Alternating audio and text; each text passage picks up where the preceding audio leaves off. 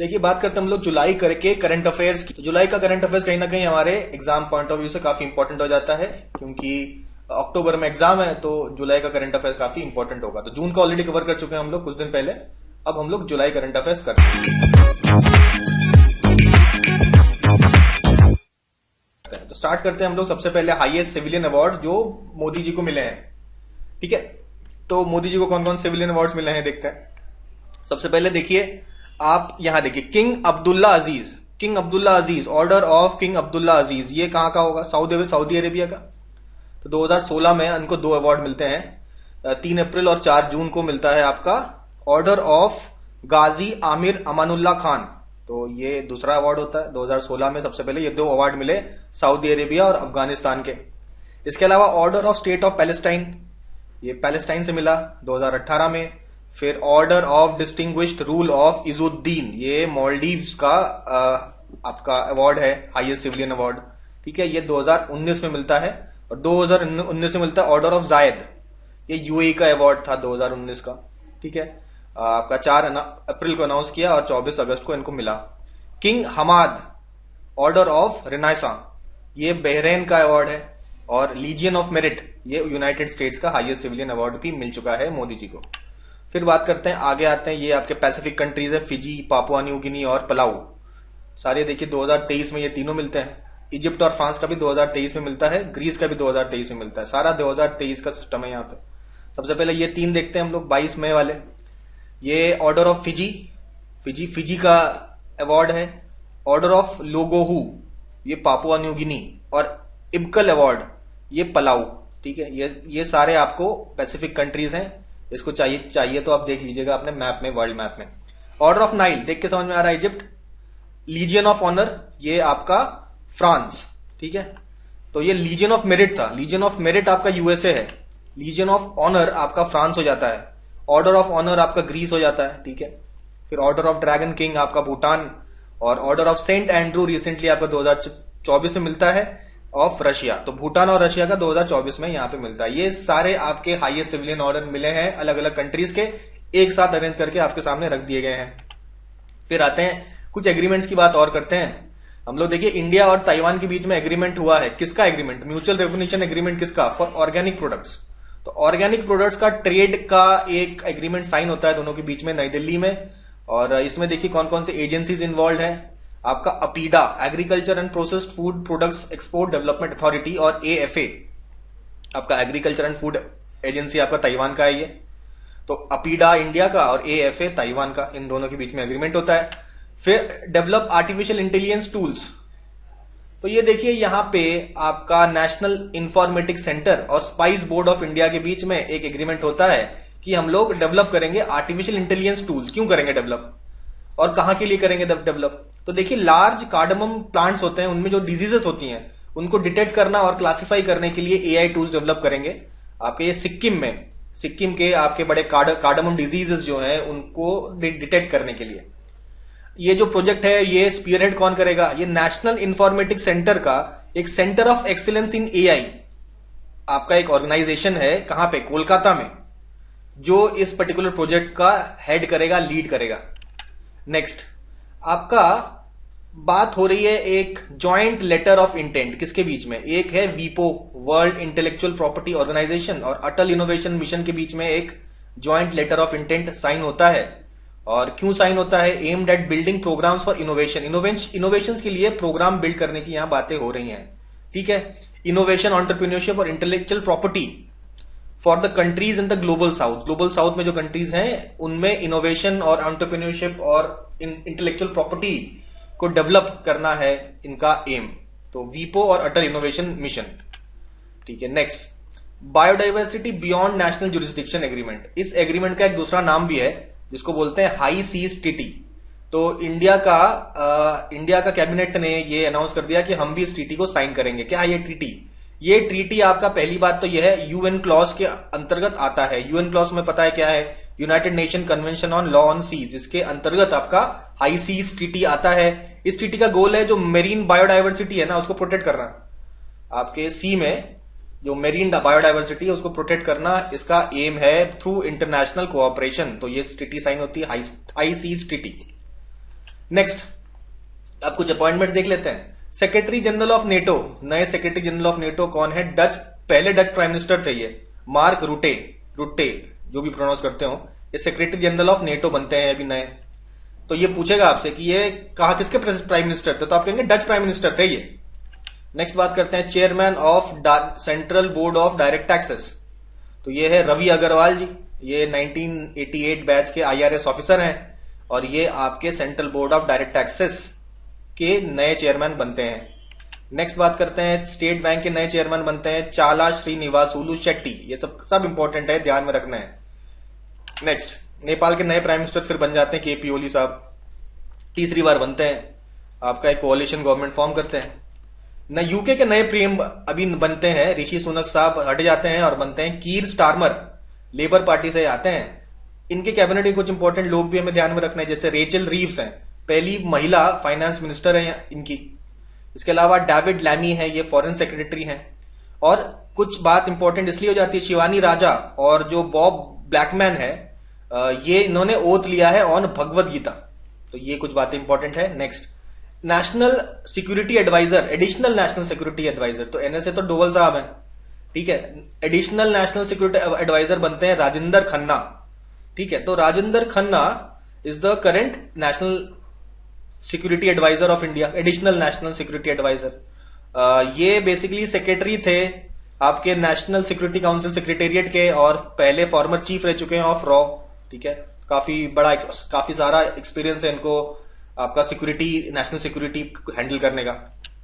Next Dick स्कूफ, तो Dick स्कूफ जो है ये करंट आपके डच प्राइम मिनिस्टर हैं, डच मतलब नेदरलैंड के प्राइम मिनिस्टर हैं, ठीक है। एक्स जो प्राइम मिनिस्टर थे आपके रुट्टे साहब, वो आपके नेटो के सेक्रेटरी बन गए, अब ये भी देखा हमने। अभी के कौन है? डिक स्कूफ। नेक्स्ट बात करते हैं आपका साउथ अफ्रीका के नए प्रेसिडेंट हैं आपका Cyril Ramaphosa, Matamela Cyril Ramaphosa, तो ये serving as 5th and the current president of South Africa. Next अब देखिए रईसी जी जो है ईरान के पहले प्रेसिडेंट थे, मतलब इससे पहले के वाले प्रेसिडेंट आपके रईसी जी, उनका डेथ हो गया है, हेलीकॉप्टर क्रैश में वो मारे जाते हैं। अभी बनते हैं मसूद पेजेस्कियन, और ये oldest person to be a president of Iran, 69 की एज में ये प्रेसिडेंट बनते हैं ईरान के। नए फॉरेन सेक्रेटरी, पहले फॉरेन सेक्रेटरी थे विजय मोहन क्वात्रा, अभी नए सेक्रेटरी हैं विक्रम मिस्त्री। अब विजय मोहन क्वात्रा जी अब एम्बेसडर बन गए यूएसए के, ये चलिए अगला अपॉइंटमेंट है ये। नए एम्बेसडर टू यूएसए कौन है? विजय मोहन क्वात्रा, और इनकी जगह किसने ली है? विक्रम मिस्त्री ने ली है as the 35th foreign secretary of India. चलिए फिर बात करते हैं डॉक्टर साइमन मैक जो है यूनिवर्सल AI यूनिवर्सिटी मुंबई में है, ठीक है, उसके वाइस चांसलर बनते हैं नए, ठीक है। और ये जो यूनिवर्सिटी के बारे में कुछ बातें हैं, इंडियाज फर्स्ट आर्टिफिशियल इंटेलिजेंस की यूनिवर्सिटी है ये, university AI, universal AI university, ठीक है। यहाँ पे doctor Simon Mac as vice chancellor choose किए जाते हैं, अपॉइंट किए जाते हैं।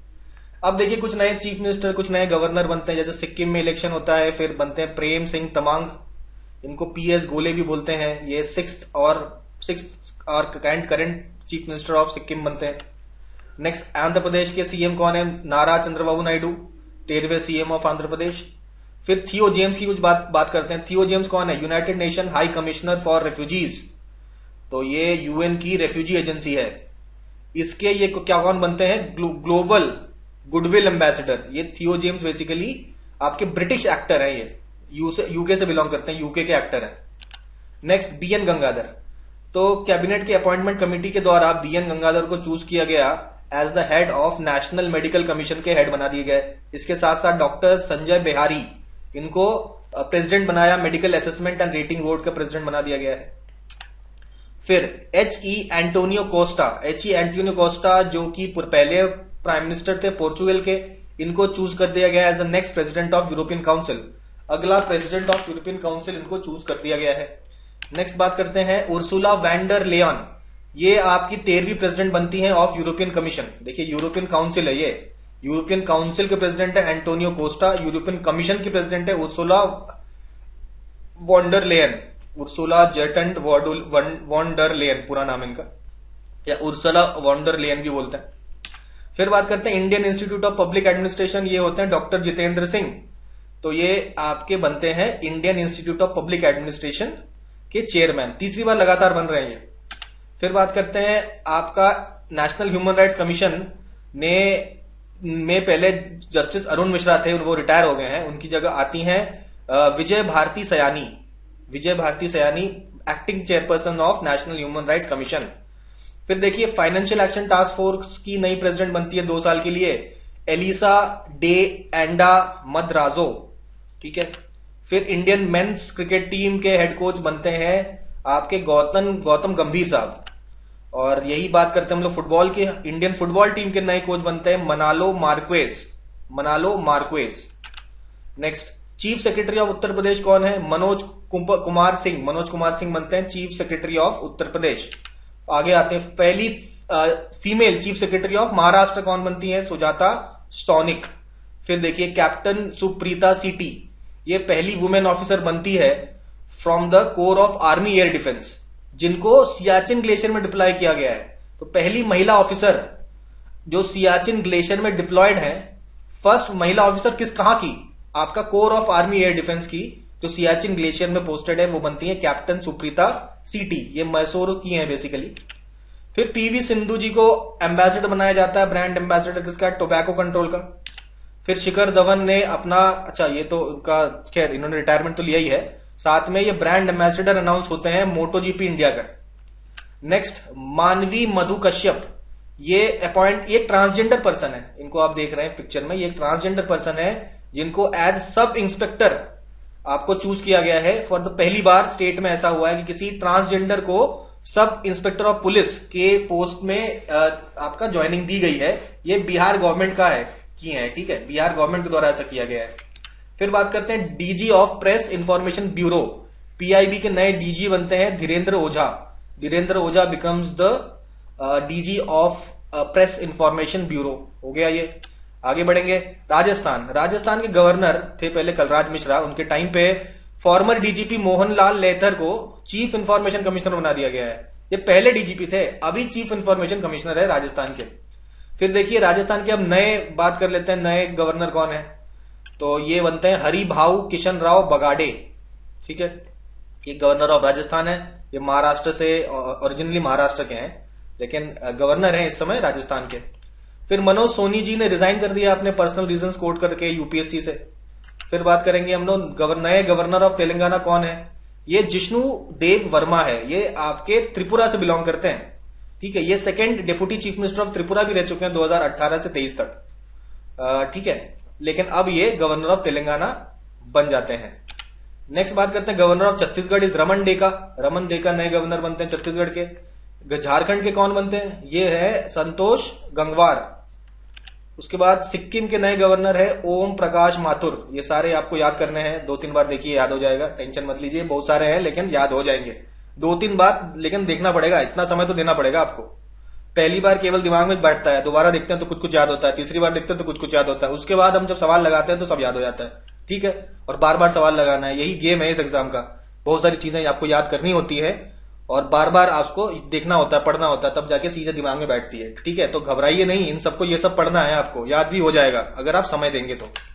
गवर्नर ऑफ मेघालय कौन है? विजय शंकर गवर्नर ऑफ मेघालय होते हैं। फिर देखिए गवर्नर ऑफ महाराष्ट्र है सीपी राधाकृष्णन, ये होते हैं governor of Maharashtra. Next governor of Punjab and Chandigarh कौन है? गुलाब चंद कटारिया, ठीक। चलिए आगे, गवर्नर ऑफ असम है लक्ष्मण प्रसाद आचार्य। फिर देखिए अब आते हैं, ये अपॉइंटमेंट्स हमने देख लिए। अब world no tobacco day award किसको दिया गया? किसने दिया? WHO ने दिया। किसको दिया? Odisha state tobacco control cell को ये अवार्ड दिया गया, ठीक है। नवरत्न स्टेटस पाने वाला नया कंपनी कौन बनता है?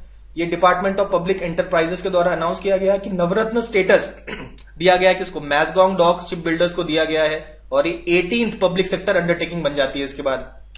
फिर देखिए मिनी रत्न स्टेटस आपका यूनियन मिनिस्टर जितेंद्र सिंह ने अनाउंस किया, सेंटर इलेक्ट्रॉनिक्स लिमिटेड को मिनी रत्न का स्टेटस मिला है, ठीक है, ठीक है। During its global jubilee celebration हो रहा था आपका गाजियाबाद कैंपस में, तो वहीं पे अनाउंस किया कि इनको मिनी रत्न स्टेटस भी दे दिया जाए। विनर ऑफ मिस एआई की विनर कौन होती है? केंजा लेली। ये एक मोरक्कन एआई इन्फ्लुएंसर है, ये एआई है, ये रियल पर्सन नहीं है, ठीक है, इनको मिस एआई का खिताब मिलता है, केजा लेली। ठीक है, नेक्स्ट पेन प्रिंटर प्राइज किसको मिलता है? अरुंधति रॉय। ठीक है, इंपॉर्टेंट है ये, देखिए क्वेश्चन पूछ सकता है। गांधी मंडेला अवार्ड मिलता है किसको? रिगोबेर्टा मेंचुतुम, ये आप देख सकते हैं इनको, रिगोबेर्टा मेंचुतुम। और विक्टर गोंजालेस टोरेस, ये एक मैक्सिकन पॉलिटिशियन है और ये Nobel peace prize winning laureate है, ये रियोटा बेटा मेंचुतुम। ठीक है, चलिए आगे बढ़ेंगे हम लोग। फिर ऑनररी फेलोशिप दी गई है by London School of Economics and Political Science, किसको दी गई है? इकोनॉमिस्ट NK सिंह को दिया गया है। फिर देखिए 77th edition of Locarno film festival में आपको पार्दो एला कैरीरा ये अवार्ड मिलता है, किसको? आपका शाहरुख खान को ये अवार्ड मिलता है। तो ये पार्दो एला कैरीरा का मतलब होता है कैरियर लेपर्ड। ये 77th edition of Locarno film festival जो स्विट्जरलैंड में ऑर्गेनाइज हो रहा था, यहां पे ये अवार्ड दिया जाता है शाहरुख खान को। फिर बात करते हैं विश्व हिंदी सम्मान, ये भी काफी इंपॉर्टेंट हो जाता है, ये डॉक्टर उषा ठाकुर को मिला है। ये देखिए आपके सामने, ये एक इवेंट था आपका embassy of India in Nepal में, ये ऑर्गेनाइज होने हुआ था, जहां पे विश्व हिंदी सम्मान दिया गया डॉक्टर उषा ठाकुर को। फिर गोल्डन सैंड मास्टर अवार्ड ये सुदर्शन पटनायक जी को मिलता है। ये कंपटीशन हो रहा था सेंट पीटर्सबर्ग रशिया में, जहां पे इनको गोल्डन सैंड मास्टर अवार्ड दिया गया। तो इन्होंने 12 फुट का एक स्कल्पचर बनाया था, जिसमें आपका लॉर्ड जगन्नाथ का एक चैरियट था और उनके डिवोटी बलराम दास की भी फोटो यहां पे आप देख सकते हैं। तो जगन्नाथ जी का चैरियट और बलराम दास जी की फोटो, ये पूरा सैंड से बनाया गया है स्कल्पचर। तो इस स्कल्पचर के बनाने की वजह से इनको गोल्डन सैंड मास्टर अवार्ड दिया गया इन सेंट पीटर्सबर्ग रशिया। फिर देखिए order of Saint Andrew the Apostle, ये आपका highest civilian honour of Russia है, ये पीएम मोदी को दिया गया, ये तो ऑलरेडी पढ़ चुके हैं। Chevalier de la Legion d'honneur, ये आपका फ्रांस का है, ये HCL टेक्नोलॉजी की चेयरपर्सन है मिस रोशनी नादर मल्होत्रा। तो इनको ये अवार्ड दिया गया है, इसको knight of the Legion of honour भी बोलते हैं। ठीक है, फ्रांस का है ये एक अवार्ड। ठीक है, CDP क्लाइमेट अवार्ड मिलता है रिलायंस जियो इन्फोकॉम लिमिटेड को।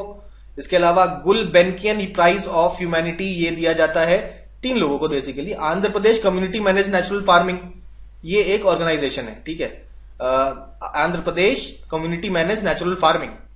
इसके साथ साथ रतन लाल और स्कीम एक और ऑर्गेनाइजेशन है इजिप्ट की, जिसको ये अवार्ड मिलता है। 1 मिलियन यूरो का जो प्राइज है, ये तीनों लोग में बढ़ जाता है, शेयर हो जाता है। तो हमें याद यहां पे ये करना है, Andhra Pradesh community manage natural farming को ये अवार्ड मिला है। ठीक है, और 2 लोगों के साथ शेयर किया है इन्होंने। इसके अलावा भाषा सम्मान मिलता है पुरुषोत्तम अग्रवाल जी को।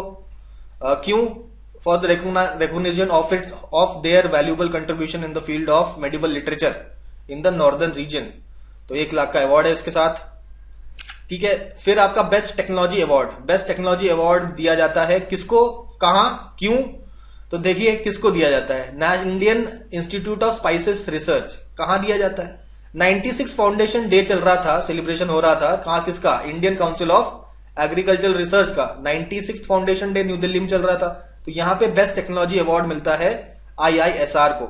ये the award by presented by union agriculture and farmer welfare minister Shivraj Singh Chouhan. तो क्यों दिया? क्योंकि उन्होंने एक इनोवेटिव प्रोसेस का इजाद किया, process for instant soluble turmeric enriched spice flavoured milk powder. एक मिल्क पाउडर बनाया, उसको आप घोलिए तो दूध में हल्दी वाला आपको टेस्ट आ जाएगा, फ्लेवर आ जाएगा। तो ऐसा एक मिल्क पाउडर बनाने के लिए इनको ये अवार्ड दिया गया, Indian Institute of spice research.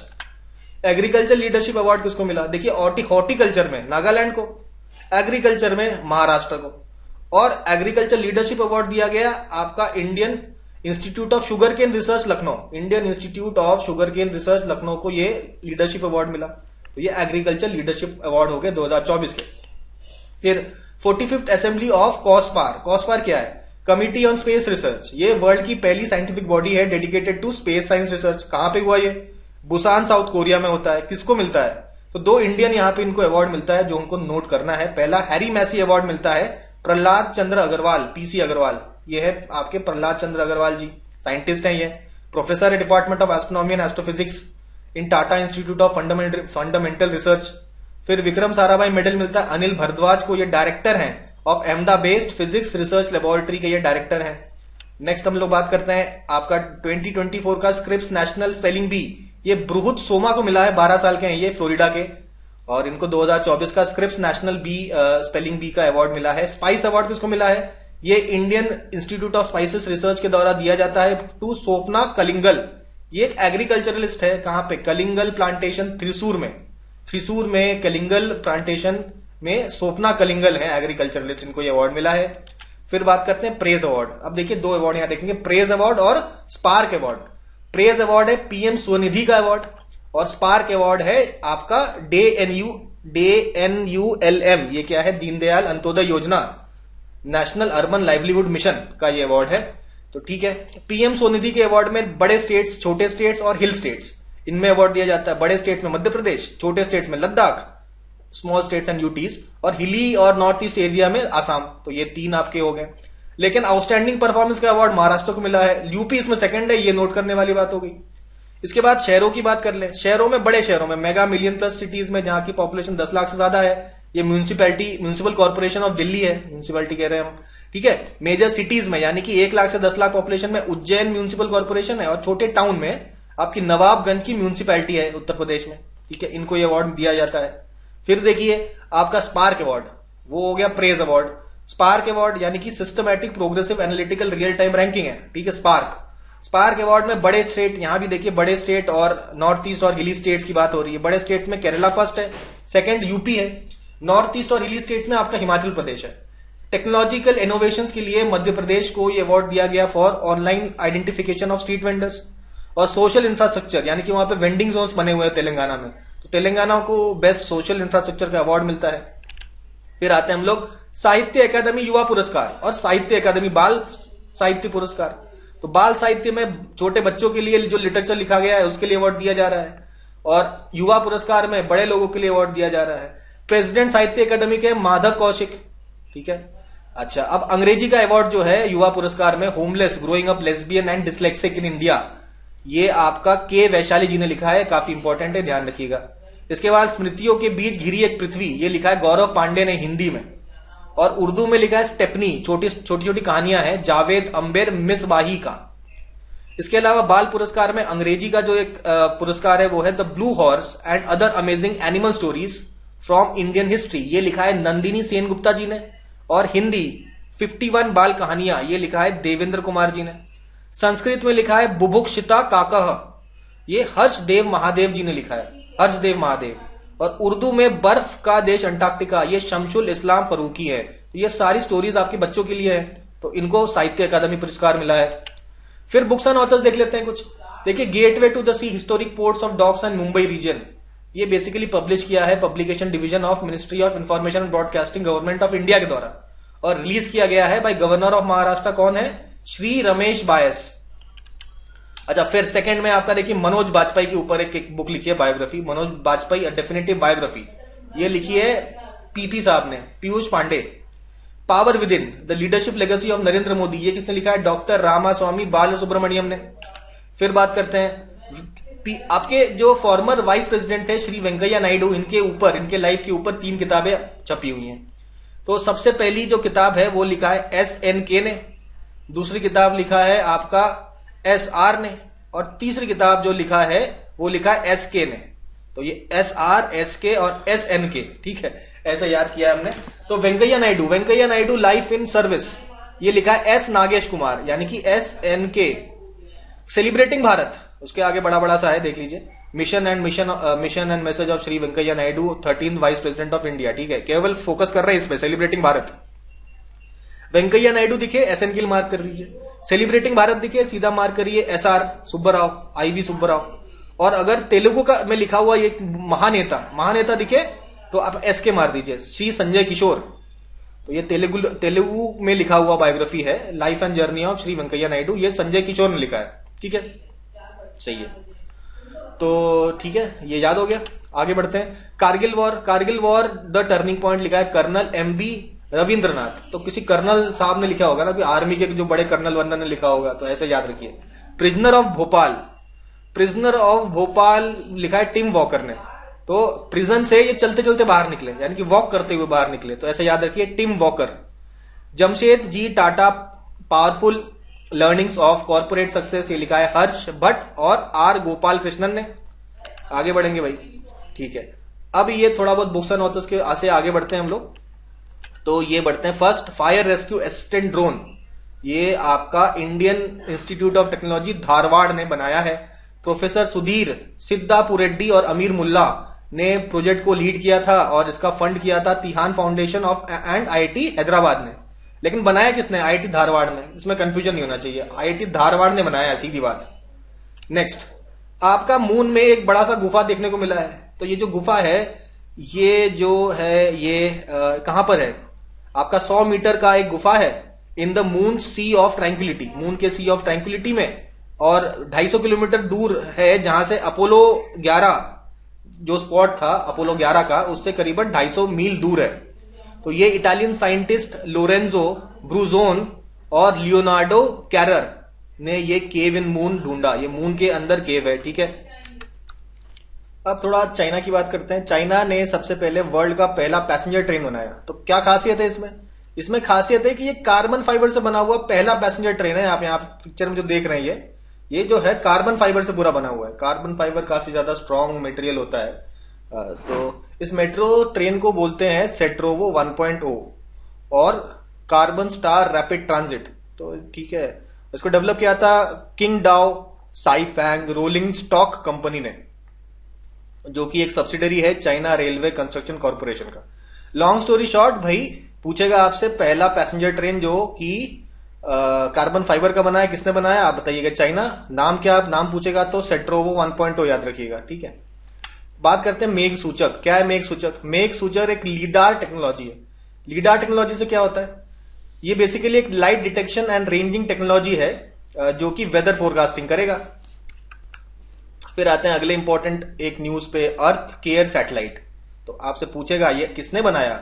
आप कहेंगे यूरोपियन स्पेस एजेंसी ने बनाया, ठीक है। क्या करेगा ये अर्थ का क्लाउड एरोसोल और रेडिएशन एक्सप्लोरर मतलब सैटेलाइट है, जो ये सब मतलब वेदर फोरकास्टिंग समझ लीजिए एक तरीके से, कितना पोल्यूशन वगैरह है क्लाइमेट वगैरह में, वो बताएगा आपको। ये है अर्थ केयर सैटेलाइट, ठीक है। कहां से ये लॉन्च होता है? कैलिफोर्निया से लॉन्च होता है, स्पेस एक्स फैल्कन 9 रॉकेट से लॉन्च होता है। और एक ज्वाइंट मिशन है किसका?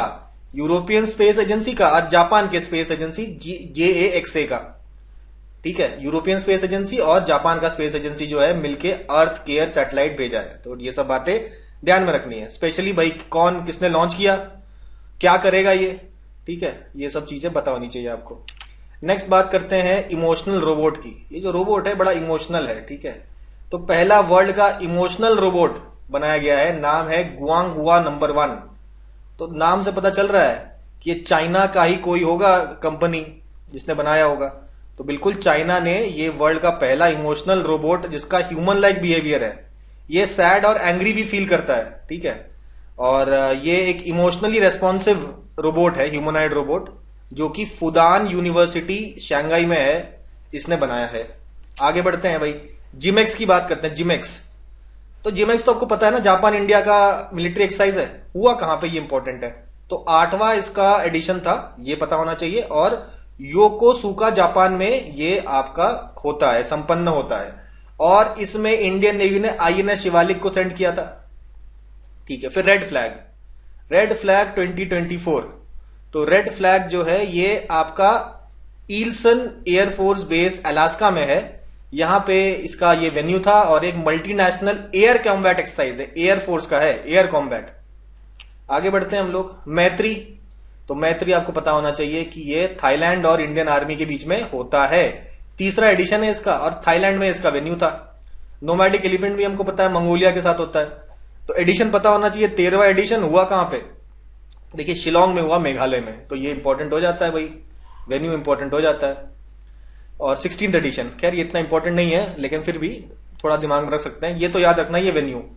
और ऑब्वियसली नोमैडिक एलिफेंट इंडिया और मंगोलिया का ज्वाइंट मिलिट्री एक्सरसाइज है। नेक्स्ट बात करते हैं पिच ब्लैक भी हम लोग को मालूम है, ये ऑस्ट्रेलिया का होता है। पिच ब्लैक एक मल्टीनेशनल एक्सरसाइज है एयरफोर्स का, जहां जो आपका ऑस्ट्रेलिया करवाता है। तो ऑस्ट्रेलिया ने करवाया था डार्विन ऑस्ट्रेलिया में। तो ये है एक्सरसाइज पिच ब्लैक। क्या इंडिया गया था? बिल्कुल, इंडियन एयरफोर्स भी ने भी इसमें पार्ट लिया था, ठीक है। नेक्स्ट बात करते हैं खान क्वेस्ट भी आपका मंगोलिया में ही था, ठीक है। मंगोलियन कैपिटल उलन बटोर में हुआ था लेकिन ये, ठीक है। इससे पहले हमने मंगोलिया का कौन सा देखा था? नोमैडिक एलिफेंट देखा था, ये हुआ था शिलोंग में। अब दूसरा खान क्वेस्ट जो होता है, 21st addition of Khan quest, ये भी मंगोलिया के साथ है, लेकिन ये मल्टीनेशनल है, इसमें केवल इंडिया नहीं है, दूसरे कंट्रीज भी इसमें पार्ट लेंगे। पहले 2003 में ये एक्सरसाइज चालू होता है यूएसए और मंगोलिया के बीच में। उसके बाद मंगोलिया ने कहा कि दूसरे कंट्री को भी इन्वाइट करते हैं, और 2006 से मल्टीनेशनल हो जाता है ये पीस कीपिंग एक्सरसाइज। तो ये आपका मंगोलिया में हुआ, मंगोलिया कैपिटल उलन बटोर में। नेक्स्ट, नया एक लाइट टैंक जोरावर आपका डीआरडीओ के द्वारा बनाया गया, और डीआरडीओ और एलएनटी के द्वारा, लार्सन एंड टूब्रो। तो ये इंडियन आर्मी में इंडक्ट हो जाएगा इन 2027। तो इसका टैंक ट्रायल हुआ था हजीरा गुजरात में। तो ये जोरावर नाम कैसे पड़ा, देखिए जोरावर बड़ा नाम जो है ये आपका जोरावर सिंह कहलूरिया है, ठीक है, जिसने लद्दाख को कैप्चर किया था। तो ये एक मिलिट्री कमांडर था जम्मू कश्मीर का, महाराजा गुलाब सिंह के अंडर ये काम करते थे, ये जनरल साहब जोरावर सिंह कहलूरिया। तो उसी के नाम पे ये टैंक पड़ा है, टैंक का नाम पड़ा है। उसके बाद विद्युत रक्षक, तो ये आर्मी ने लॉन्च किया, ये है integrated generator monitoring control system, ठीक है। नेक्स्ट, अब आपका थोड़ा ऑब्ituary देख लेते हैं। सीवी चंद्रशेखर साहब जो कि एक भरतनाट्यम डांसर थे, उनका देहांत हो जाता है। ये आपका head of faculty of performing arts कहां पे थे, एमएस यूनिवर्सिटी बड़ौदा, 1992 की बात हो रही है यहां पे। Chandrashekhar ji died on 19 June 2024 at the age of 89। तो ये भी हमने देख लिया है। आगे बढ़ते हैं, स्मृति रेखा विश्वास, ये इनकी पिक्चर है, पुरानी पिक्चर है। ये आपकी स्मृति विश्वास जी जो है इंडियन एक्ट्रेस थी, 100 साल की एज में इनकी डेथ होती है नासिक में। फिर बात करते हैं हमजा हाज, ये आपका के 9th vice president of Indonesia थे 2001 से 2004।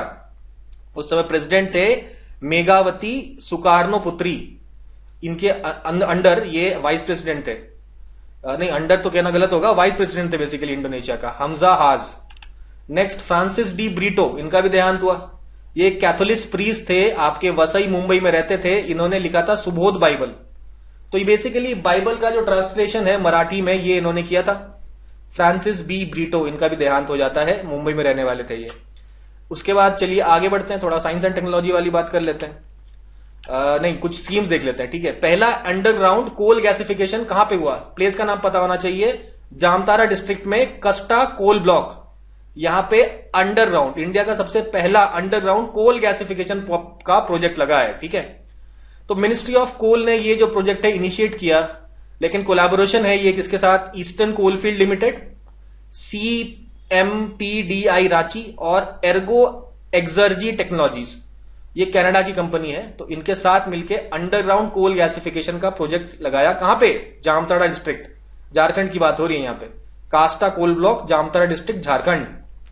आगे बढ़ते हैं, वन साइंटिस्ट वन प्रोडक्ट, ये किसके द्वारा स्टार्ट किया गया ये, तो ये प्रोग्राम स्टार्ट होता है by Indian council of agriculture research के द्वारा ये स्टार्ट किया गया। क्यों, एग्रीकल्चर प्रोडक्टिविटी को बढ़ावा देने के लिए। फिर बात करते हैं जीवन समर्थ जो स्कीम है, ये LIC का स्कीम है, life insurance corporation of India. क्या काम है इसका, एम क्या है, ये चाहते हैं कि जो LIC के जो एजेंट्स है ना, वर्क फोर्स है, वो इस तरीके से काम करें कि कस्टमर के नीड्स और इंडस्ट्री के ट्रेंड्स को फॉलो करते हुए कस्टमर के नीड्स को भी जो चेंजेस हो रहे हैं उनके साथ खुद में बदलाव करें, अडेप्ट करें, ठीक है, ताकि जो नए नीड्स है कस्टमर के और इंडस्ट्री के जो ट्रेंड्स चेंज हो रहे हैं उनके साथ आप सामंजस्य बिठा सके। आगे बढ़ते हैं, नेशन स्टॉप डायरिया कैंपेन 2024, ये 2 महीने का कैंपेन है, इंडियन यूनियन गवर्नमेंट के द्वारा लॉन्च किया गया था जून में।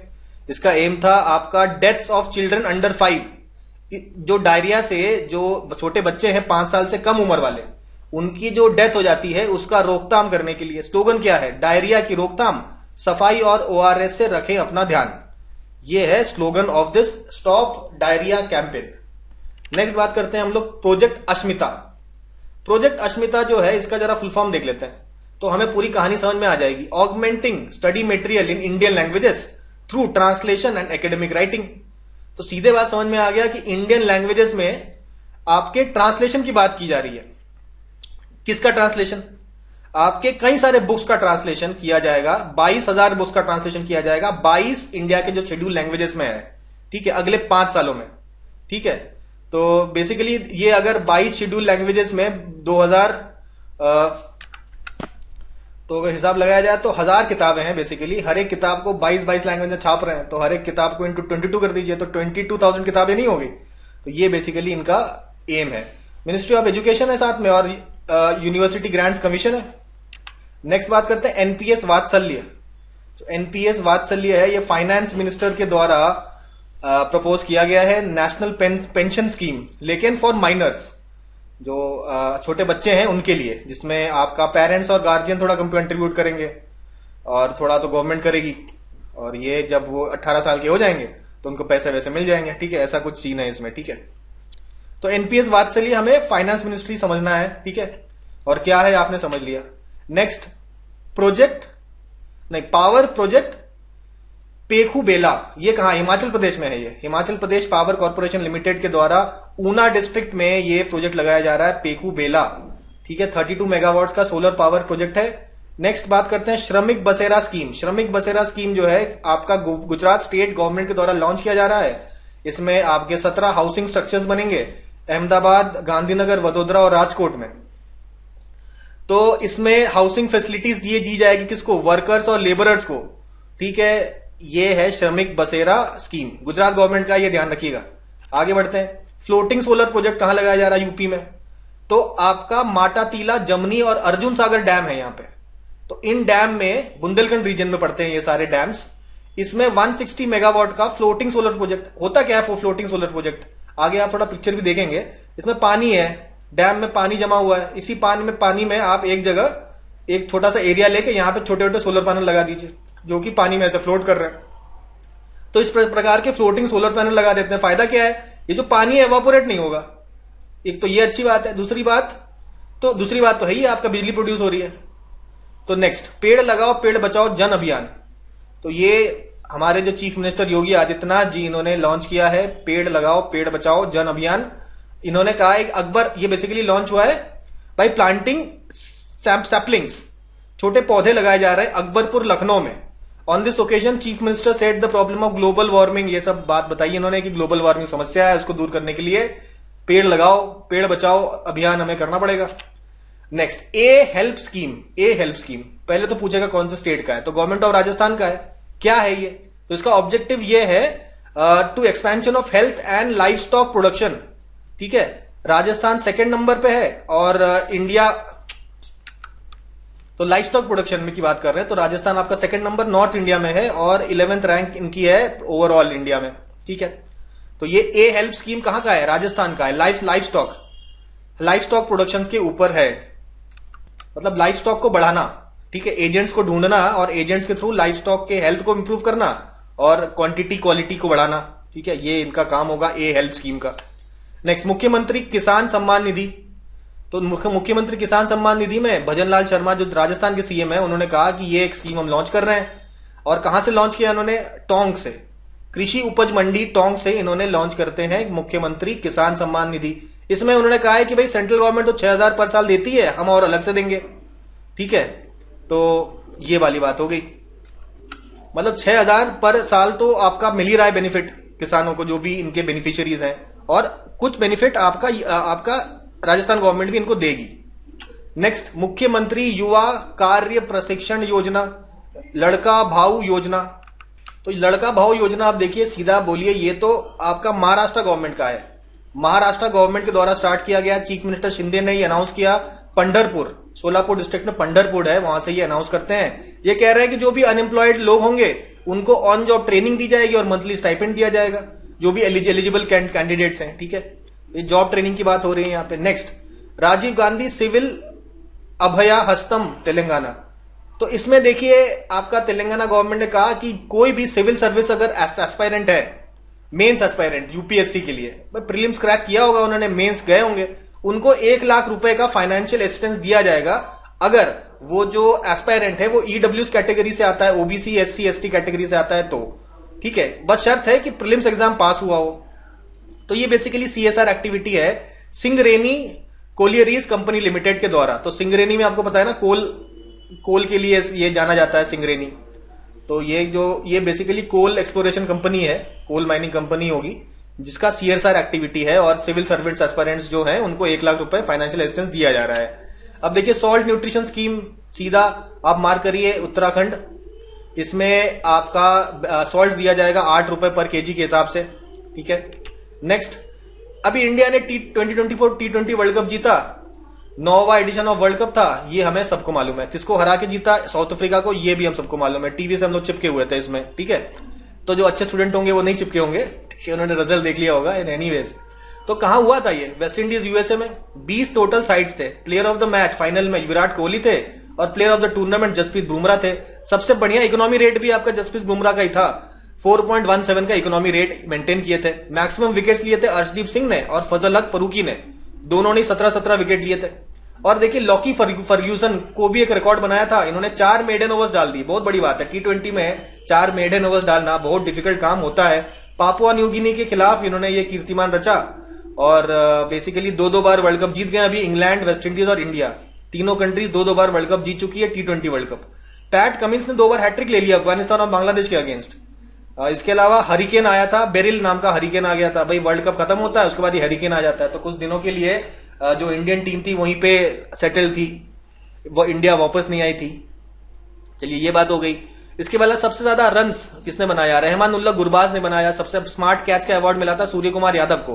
बेस्ट बॉलिंग फजल हक फरूकी और best batsman Nicholas Pooran, 98 run इन्होंने बनाया था। सबसे ज्यादा कैचेस लिए थे एडन मार्कम ने, 8 कैचेस लिए थे। तो अब यहां पे पहली बार, तीसरी बार ऐसा होता है कि कोई भी team T20 world cup final जीतती है टारगेट डिफेंड करते हुए, यानी कि चेज करते हुए।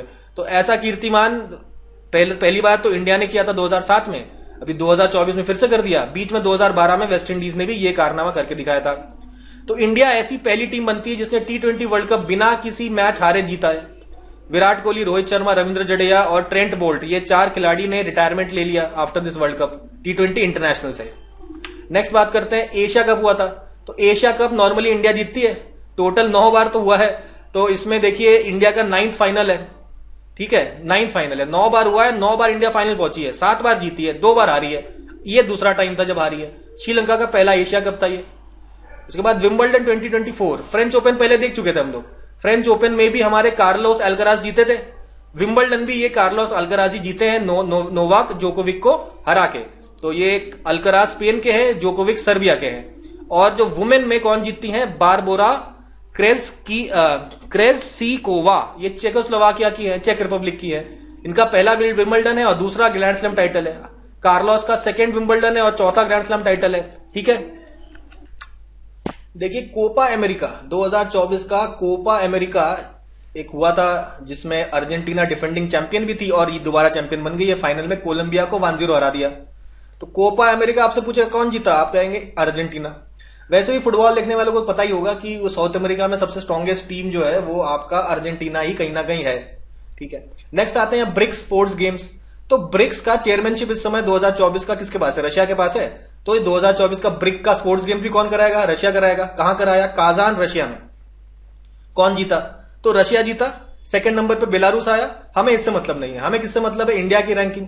तो पहली बात, इंडिया की रैंकिंग है नंबर 8 और इंडिया के ये मेडल्स हैं, ठीक है। अब देखिए ओल्डेस्ट प्लेयर कौन है? मुस्तफा युरदा कॉक।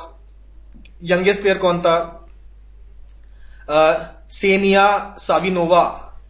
पार्टिसिपेंट्स में ये पार्टिसिपेंट्स थे, यंगेस्ट पार्टिसिपेंट्स और ओल्डेस्ट पार्टिसिपेंट्स। मेडलियन नहीं है, मतलब पार्टिसिपेंट्स है। खैर ये इतना इंपॉर्टेंट भी नहीं है। मैस्कॉट ध्यान में रख सकते हैं, ब्रिक्सी, BRIXIC।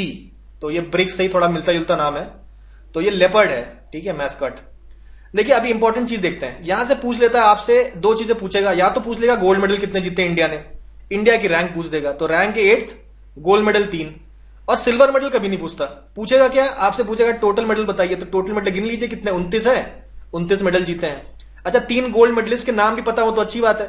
बॉक्सिंग में और वुशु में ही गोल्ड मेडल आया है हमारा। तो बॉक्सिंग में मीनाक्षी और अनामिका।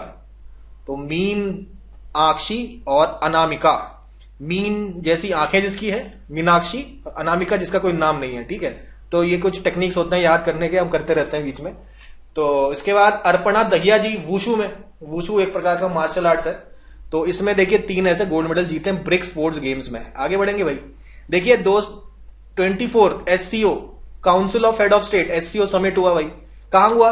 कजाकिस्तान में हुआ और उसका कैपिटल है अस्ताना। तो ये ध्यान में रखना है, कजाकिस्तान में हुआ SCO council head of summit meet, head of state meet, ठीक है। इसमें देखिए एक स्पेशल काम होता है कि 10वां फुल मेंबर बेलारूस को बनाया जाता है, तो Belarus is the 10th member of SCO. ठीक है, नेक्स्ट बात करते हैं third UN conference on Afghanistan. तो ये कहां हुआ, देखिए ये हुआ दोहा में।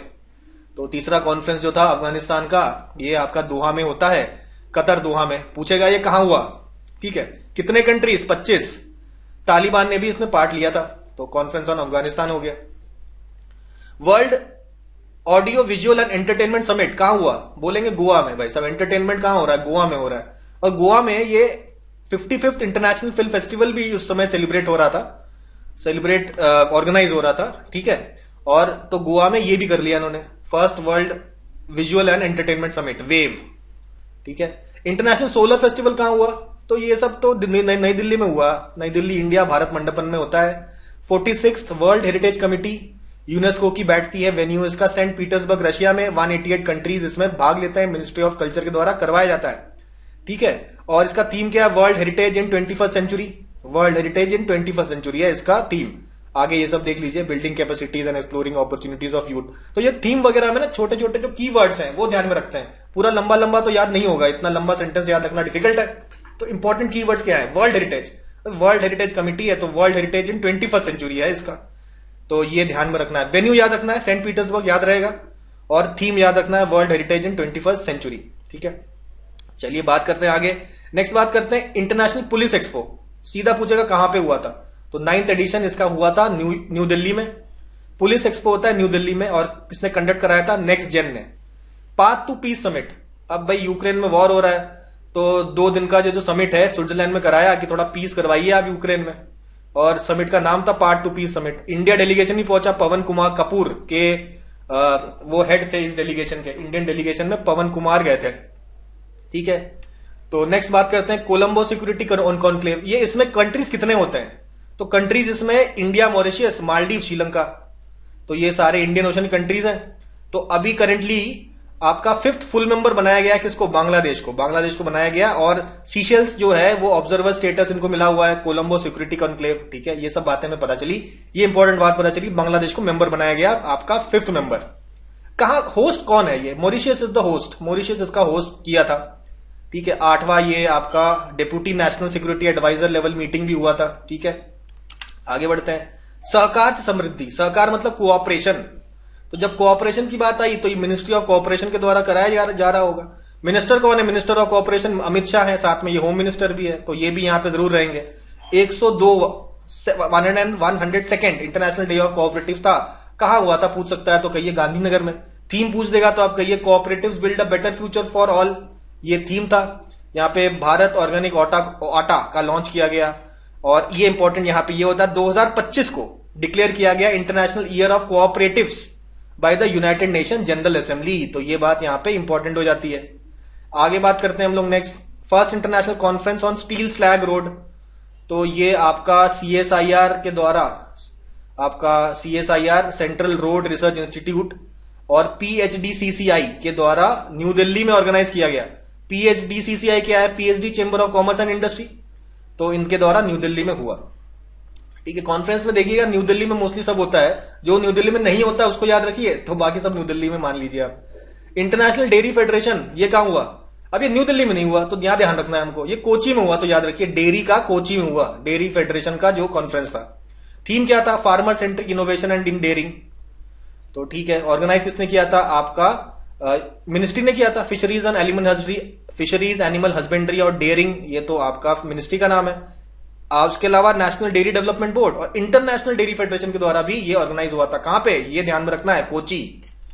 नेक्स्ट बात करते हैं हम लोग WSIS+20 यानी कि world summit on innovative society forum, AI for good global summit, कहां पे हुआ, ये जेनेवा में हुआ। इंटरनेशनल टेलीकम्युनिकेशन यूनियन जो जेनेवा में जिसका लोकेटेड है हेडक्वार्टर्स वगैरह, तो वहां पे ये आपका ऑर्गेनाइज किया जाता है world summit on information society. तो एडिशनल सेक्रेटरी टेलीकॉम ये इंडिया से गए यहाँ पे ITU जेनेवा में, और इसको को ऑर्गेनाइज किसने किया था, ITU तो था ही ऑर्गेनाइज कराने वाला, यूनेस्को, UNDP और UNCTAD, को hosted by ITU and Swiss confederation.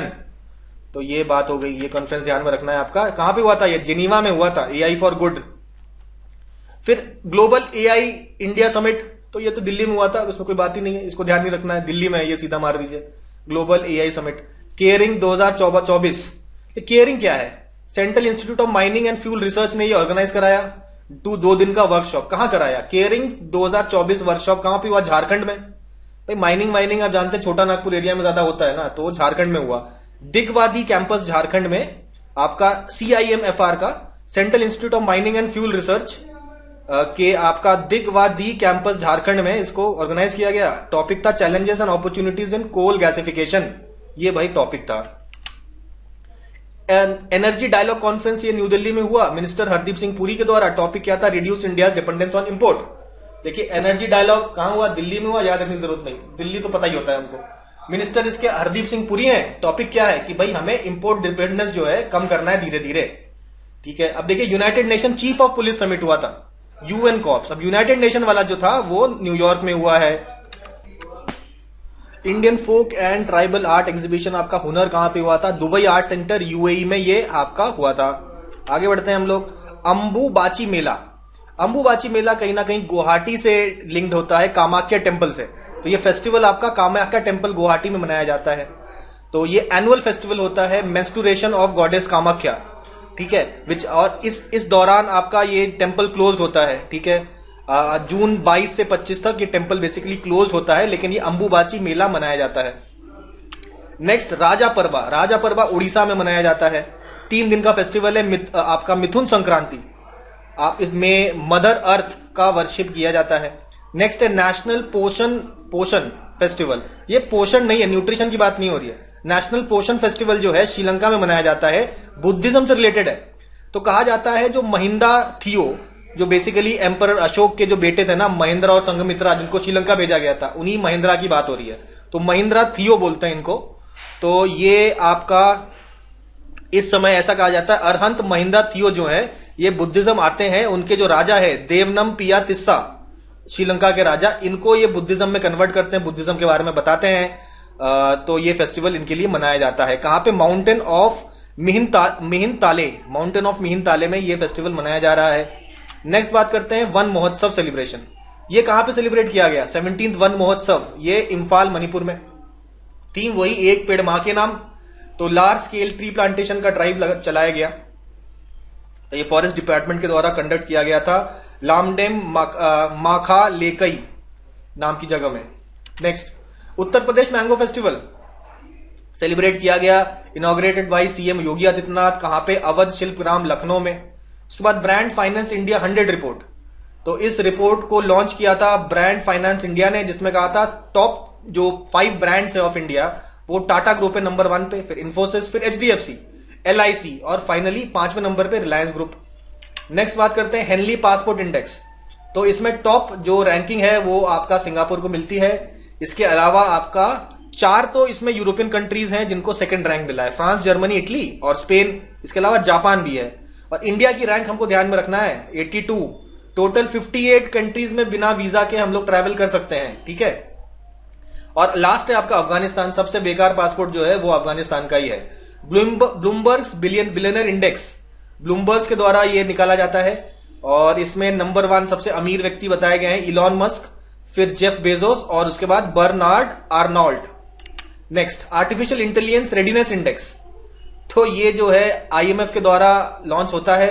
इसमें नंबर 1 कौन है? सिंगापुर, फिर डेनमार्क और फिर USA। इंडिया का रैंक 72 है। देखिए पासपोर्ट में 82 और आर्टिफिशियल इंटेलिजेंस रेडीनेस इंडेक्स में आपका 72, आखिरी south Sudan.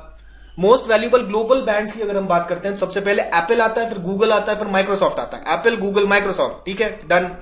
Next largest economies in the world और GDP PPP के बेसिस पे, GDP PPP के बेसिस पे आपका टॉप चाइना है। यहां पे PPP की बात करें, परचेसिंग पावर पैरिटी, मतलब ये होता है कि देखिए लेटर से किसी के पास 20,000 है, नहीं लेटर से 10,000 है किसी के पास। और छोटा एग्जांपल लेते हैं, लेटर से भाई 100 रुपए है और लेटर से USA में आपके 100 रुपए के इक्विवेलेंट लेटर से $5 है, मतलब एग्जांपल ले रहा हूं। और चाइना में मान लीजिए आपके 7 युआन है, इनका वैल्यू सेम है।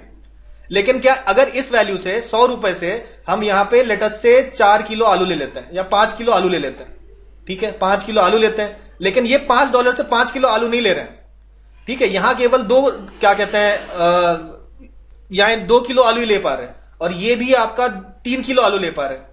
तो यहां पे जो 100 रुपए में, और भाई तो इसमें बेसिकली देखते हैं कि जितना आपके पास पैसा है, मान लीजिए आपका बहुत पैसा है, ठीक है, इस वाली कंट्री में जहां पे आप $5 में 2 किलो आलू ले रहे हैं और 100 रुपए में 5 किलो आलू ले रहे हैं, तो अगर मान लेते हैं किसी के पास $5,000 है, ठीक है, $5,000 है, जो कि इंडिया के इक्विवेलेंट माना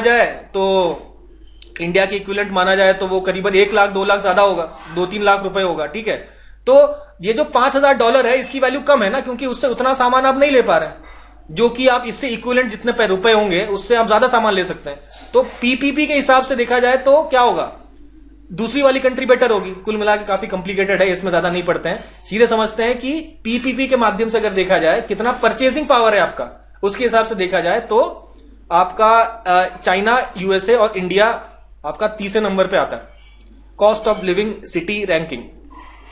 मर्सर के द्वारा ये आपका लाया गया। हांगकांग नंबर 1 है, फिर सिंगापुर, फिर ज्यूरिक, और चीपेस्ट सिटी आपका अबुजा नाइजीरिया हो गया, ठीक है।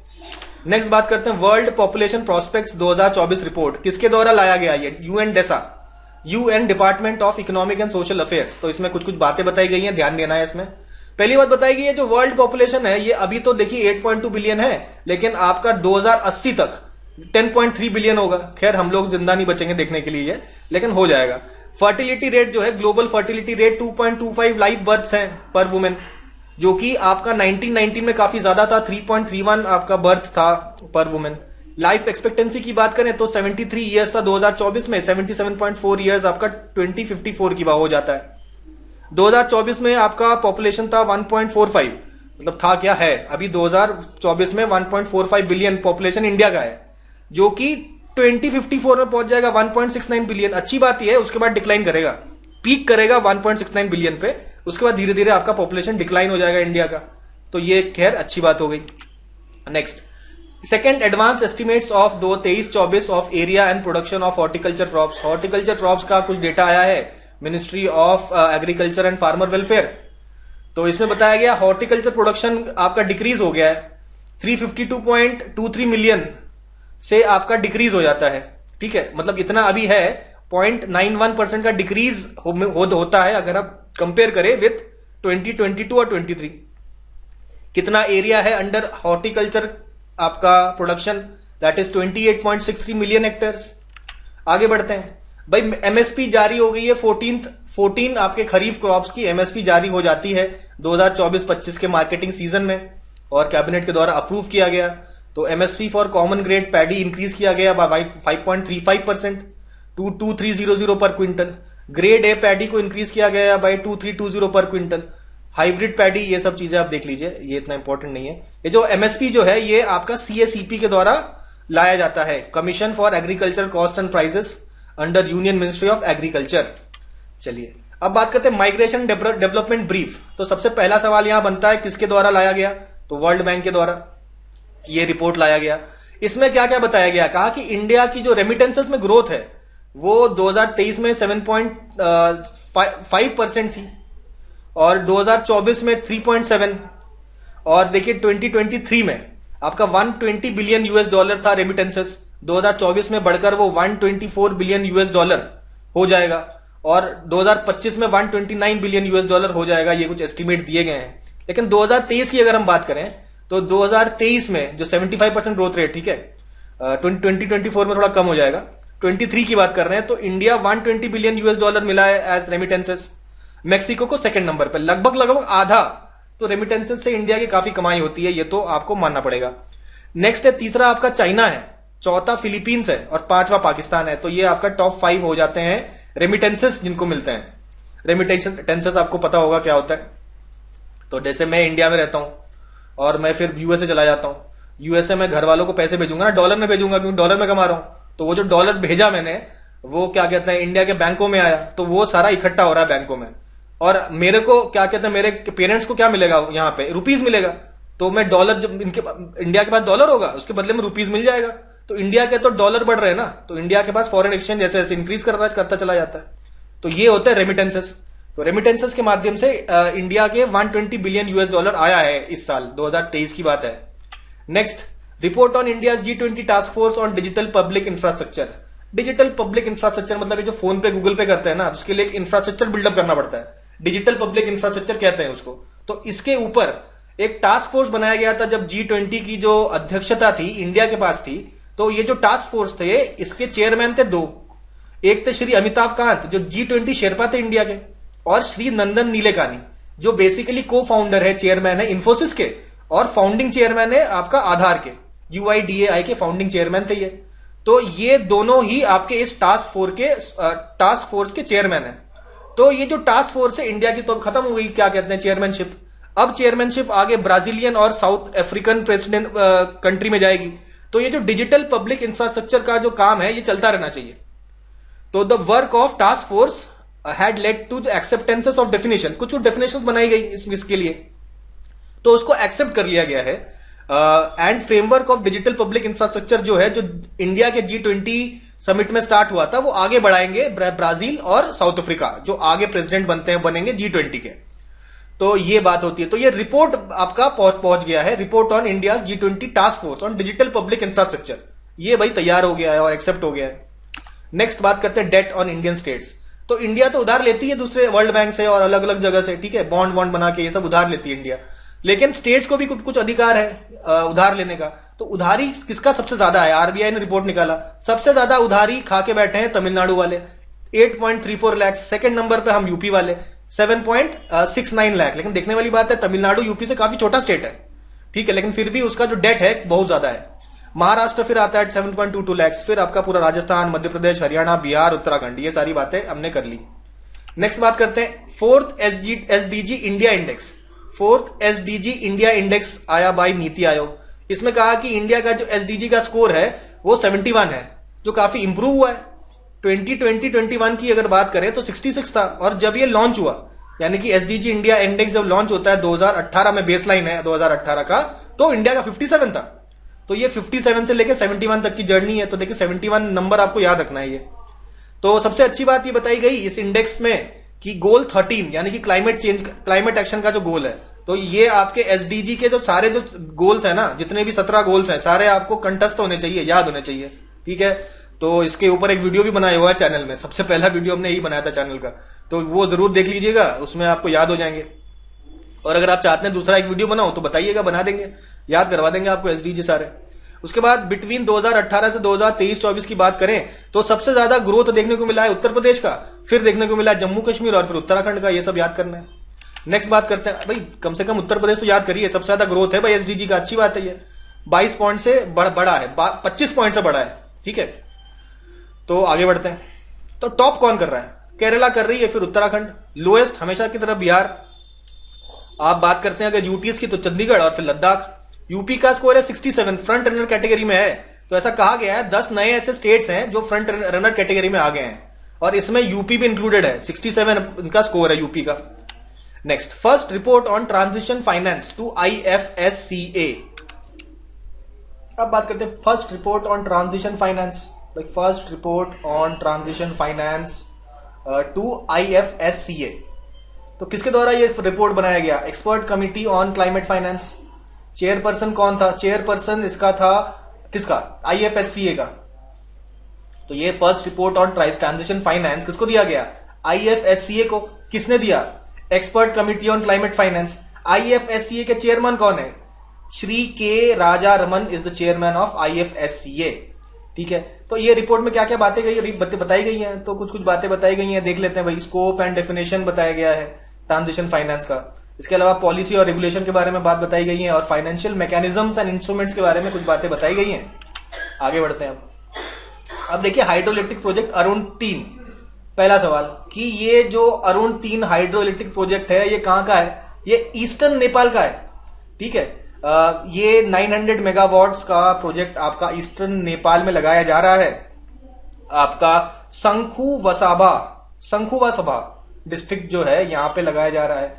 कौन इसको डेवलप करेगा, तो ये इंडिया का सतलुज जल विकास निगम इसको ऑपरेट करेगा, डेवलप करेगा, 30 साल तक इसको ऑपरेट करेगा, उसके बाद ट्रांसफर कर देगा नेपाल गवर्नमेंट को। अब इसका एक्सपेक्टेड कंप्लीशन टाइम है 2024, मतलब 2024 में कंप्लीट हो जाएगा, और ये होगा नेपाल का लार्जेस्ट हाइड्रो इलेक्ट्रिक फैसिलिटी। तो ये अरुण नदी के बारे में कुछ बातें जानते हैं। तो अरुण जो नदी है ये कोसी नदी की ट्रिब्यूटरी है, और इसको इनॉग्रेशन किया था इनके जो पहले प्राइम मिनिस्टर थे, अभी तो चेंज हो गए हैं, तो पुष्प कमाल दहल प्रचंडा जो थे, इन्होंने इनॉग्रेट किया था इसको, अरुण 3 हाइड्रो इलेक्ट्रिक प्रोजेक्ट को। नेक्स्ट बात करते हैं जीरो डिब्रीज। अब ये अर्थ है, अर्थ में आप सैटेलाइट है, सैटेलाइट के जब काम खत्म हो जाता है फिर भी ये चक्कर लगाता रहता है, किसी काम का नहीं है फिर भी चक्कर लगाता रहता है। तो ऐसा कई सारे सैटेलाइट जमा होते चले जा रहे हैं इस एरिया में, तो ये एक समस्या बन जाएगी आगे चल के। आपके स्पेस में ये पोल्यूशन क्रिएट करेंगे बेसिकली देखा जाए तो, ठीक है। धीरे धीरे इस तरीके से जमा हो रहे हैं सैटेलाइट जितने भी है, क्योंकि सैटेलाइट के जैसी प्रोजेक्ट टाइम खत्म हो जाता है वो ऐसे ही स्पेस में चक्कर लगाते रहते हैं। तो ये स्पेस डेब्रीज बोलते हैं इसको। तो ये स्पेस डेब्रीज जो है आगे चल के समस्या उत्पन्न करने वाले हैं, इसलिए अभी से इसके लिए सोचा जा रहा है। तो 12 कंट्री और यूरोपियन स्पेस एजेंसी ने साइन किया जीरो डेब्रीज चार्टर। आपका ईएसएस स्पेस समिट कहां पे हुआ था? स्पेन में। तो ये एक और चीज नोटिस करनी है, ये जो स्पेन में समिट हुआ था इसमें यूरोपियन स्पेस एजेंसी के लोग बैठते हैं, 12 कंट्रीज और बैठते हैं और कहते हैं कि अब जो है हमें ये जो स्पेस की डेब्रीज का जो प्रॉब्लम है इसका सोल्यूशन ढूंढना है, ठीक है, और किसी भी तरीके से स्पेस डेब्री न्यूट्रल बनाना है बाय 2030। तो ये एक ग्लोबल एफर्ट है स्पेस डेब्री न्यूट्रल बनाना, और इसका एम कब तक है? 2030 तक। अब बात करते हैं हम लोग कौन कौन सी कंट्रीज है इसमें, कौन है वो 12 कंट्रीज। तो देखिए लिथुनिया है, आपका एस्टोनिया है, बाल्टिक कंट्रीज पकड़ लिया हमने, साइप्रस है, फिर आपका ऑस्ट्रिया है, रोमानिया, स्लोवाकिया, पोर्चुगल है, स्पेन नहीं है, स्वीडन है, नॉर्वे नहीं है, ठीक है, यूनाइटेड किंगडम है, फ्रांस नहीं है, ठीक है, और जर्मनी है, इटली नहीं है। तो ये कुछ कंट्रीज है, बेल्जियम है, तो ये सब कंट्रीज हैं आपके। Next, carbon for carbon fibre and prepregs Bengaluru, centre for carbon fibre and prepregs Bengaluru में है। पहला सवाल यही लग गया कि कहां पर है, पूछ लेगा आपसे, ठीक है। तो vice president visit to national aerospace limited facilities, और इन्होंने वाइस प्रेसिडेंट ने इसका फाउंडेशन स्टोन लगाया for the centre of carbon fibre prepregs. तो फाउंडेशन स्टोन किसके द्वारा लगाया गया? तो ये वाइस प्रेसिडेंट के द्वारा, और ये कहां पर है? बेंगलुरु में, ये पता होना चाहिए। लीडर ऑफ अपोजिशन कौन बनता है? तो राहुल गांधी जी बन जाते हैं लीडर ऑफ अपोजिशन, रायबरेली के ये एमपी हैं, और ये बन जाते हैं leader of opposition of 18th Lok Sabha. Lok Sabha में ये आपके लीडर ऑफ अपोजिशन है। राज्यसभा में कौन थे? खड़गे साहब थे, ठीक है। उसके बाद सारथी सुरक्षा पॉलिसी किसके द्वारा लाया गया है? ये अशोक लेलैंड के द्वारा लाया गया है। हिंदुजा ग्रुप का ये है अशोक लेलैंड, ठीक है। तो इसमें बेसिकली क्या है, जो ये अशोक लेलैंड के ट्रक्स चलते हैं ना, तो ये ट्रक्स के जो ड्राइवर है, उन ड्राइवर का ट्रक चलाते हुए अगर कोई दुर्घटना होती है, एक्सीडेंटल डेथ होता है, या परमानेंट डिसेबिलिटी होती है, या पार्शियल डिसेबिलिटी होती है, तो 10 लाख तक, मतलब हर एक चेसिस पे, यानी कि हर एक ट्रक पे 10 लाख तक का आपका इंश्योरेंस कवर दे रही है हिंदुजा ग्रुप, ठीक है, अशोक लेलैंड। तो यही है सारथी सुरक्षा पॉलिसी। सारथी है ना, ट्रक का जो ड्राइवर है वो क्या है? ट्रक का सारथी तो हो गया। तो इस तरीके से ये लोग आ रहे हैं, इस स्कीम के नाम रखा है इन्होंने। नेक्स्ट बात करते हैं फास्ट ट्रैक इमिग्रेशन। तो ये जो fast track immigration trusted traveller programme, तो किसके द्वारा, कौन सा मिनिस्ट्री इन्वॉल्व है इसमें? तो देखिए ये है क्या, ये बेसिकली ओसीआई होल्डर जो है, ओवरसीज सिटीजन ऑफ इंडिया, वो अगर इंडिया आना चाहते हैं तो जो इंडियन नेशनल्स हैं और जो overseas citizen of India card holders हैं, उनका जो इमिग्रेशन प्रोसेस है वो जल्दी करना है, बिल्कुल स्पीड अप करना है, जल्दी से हो जाएगा। तो ऐसा कुछ सिस्टम इन्होंने लाया है, ठीक है। This is fast track immigration. कौन सी मिनिस्ट्री इन्वॉल्व है? ऑब्वियसली होम मिनिस्ट्री इन्वॉल्व होगी यहाँ पे। और यहाँ पे 21 मेजर एयरपोर्ट्स, जिसमें दिल्ली, मुंबई और बेंगलोर का एयरपोर्ट शामिल है, ये इसमें इन सब एयरपोर्ट्स में ये स्कीम लागू होगी। तो पहले फेज में 7 एयरपोर्ट में इसको लॉन्च करने की बात यहां पे हो रही है। यह fast track immigration trusted traveller programme. Next, अब देखिए छत्रपति शिवाजी महाराज का कोरोनेशन सेरेमनी जो को 350 साल हो गए, तो इसको सेलिब्रेट किया गया रायगढ़ में। रायगढ़ में उनका स्टार्टिंग में 1674 में उनका कोरोनेशन हुआ था, जून 6 में, और वहां पे उन्होंने फाउंडेशन रखा था हिंदवी स्वराज या self rule of Hindu people. तो हिंदवी स्वराज की स्थापना उन्होंने करी थी कि ये एम लेके हमें चलना है, और ये इसको 350 साल हो गए, सेलिब्रेट करने का मौका तो बनता ही था, तो सेलिब्रेट किया गया इसको। Next, insurance sector. अभी देखिए इंश्योरेंस सेक्टर में एफडीआई आ गई थी। तो एफडीआई को पहले 49% था, उसको बढ़ा के 2021 में 74% कर दिया गया। तो यही इसी चेंज होने के बाद पहला मेजर इन्वेस्टमेंट हुआ है इंश्योरेंस सेक्टर में, जब जूरिच इंश्योरेंस कंपनी, नाम से पता चल रहा है फॉरेन कंपनी है, तो इसने 70% का स्टेक ले लिया है इन कोटक जनरल इंश्योरेंस। ठीक है, 5560 करोड़ का स्टेक लेके कोटक जनरल इंश्योरेंस का इतना स्टेक ले लिया है जूरिक इंश्योरेंस कंपनी ने। पहले नहीं ले पाती थी क्योंकि पहले तो 49% से ज्यादा एफडीआई हो नहीं सकता, लेकिन अभी वो कैप बढ़ा के 74 कर दिया गया है, तो 70% का स्टेक अब जूरिक इंश्योरेंस कंपनी ने ले लिया है कोटक जनरल इंश्योरेंस का।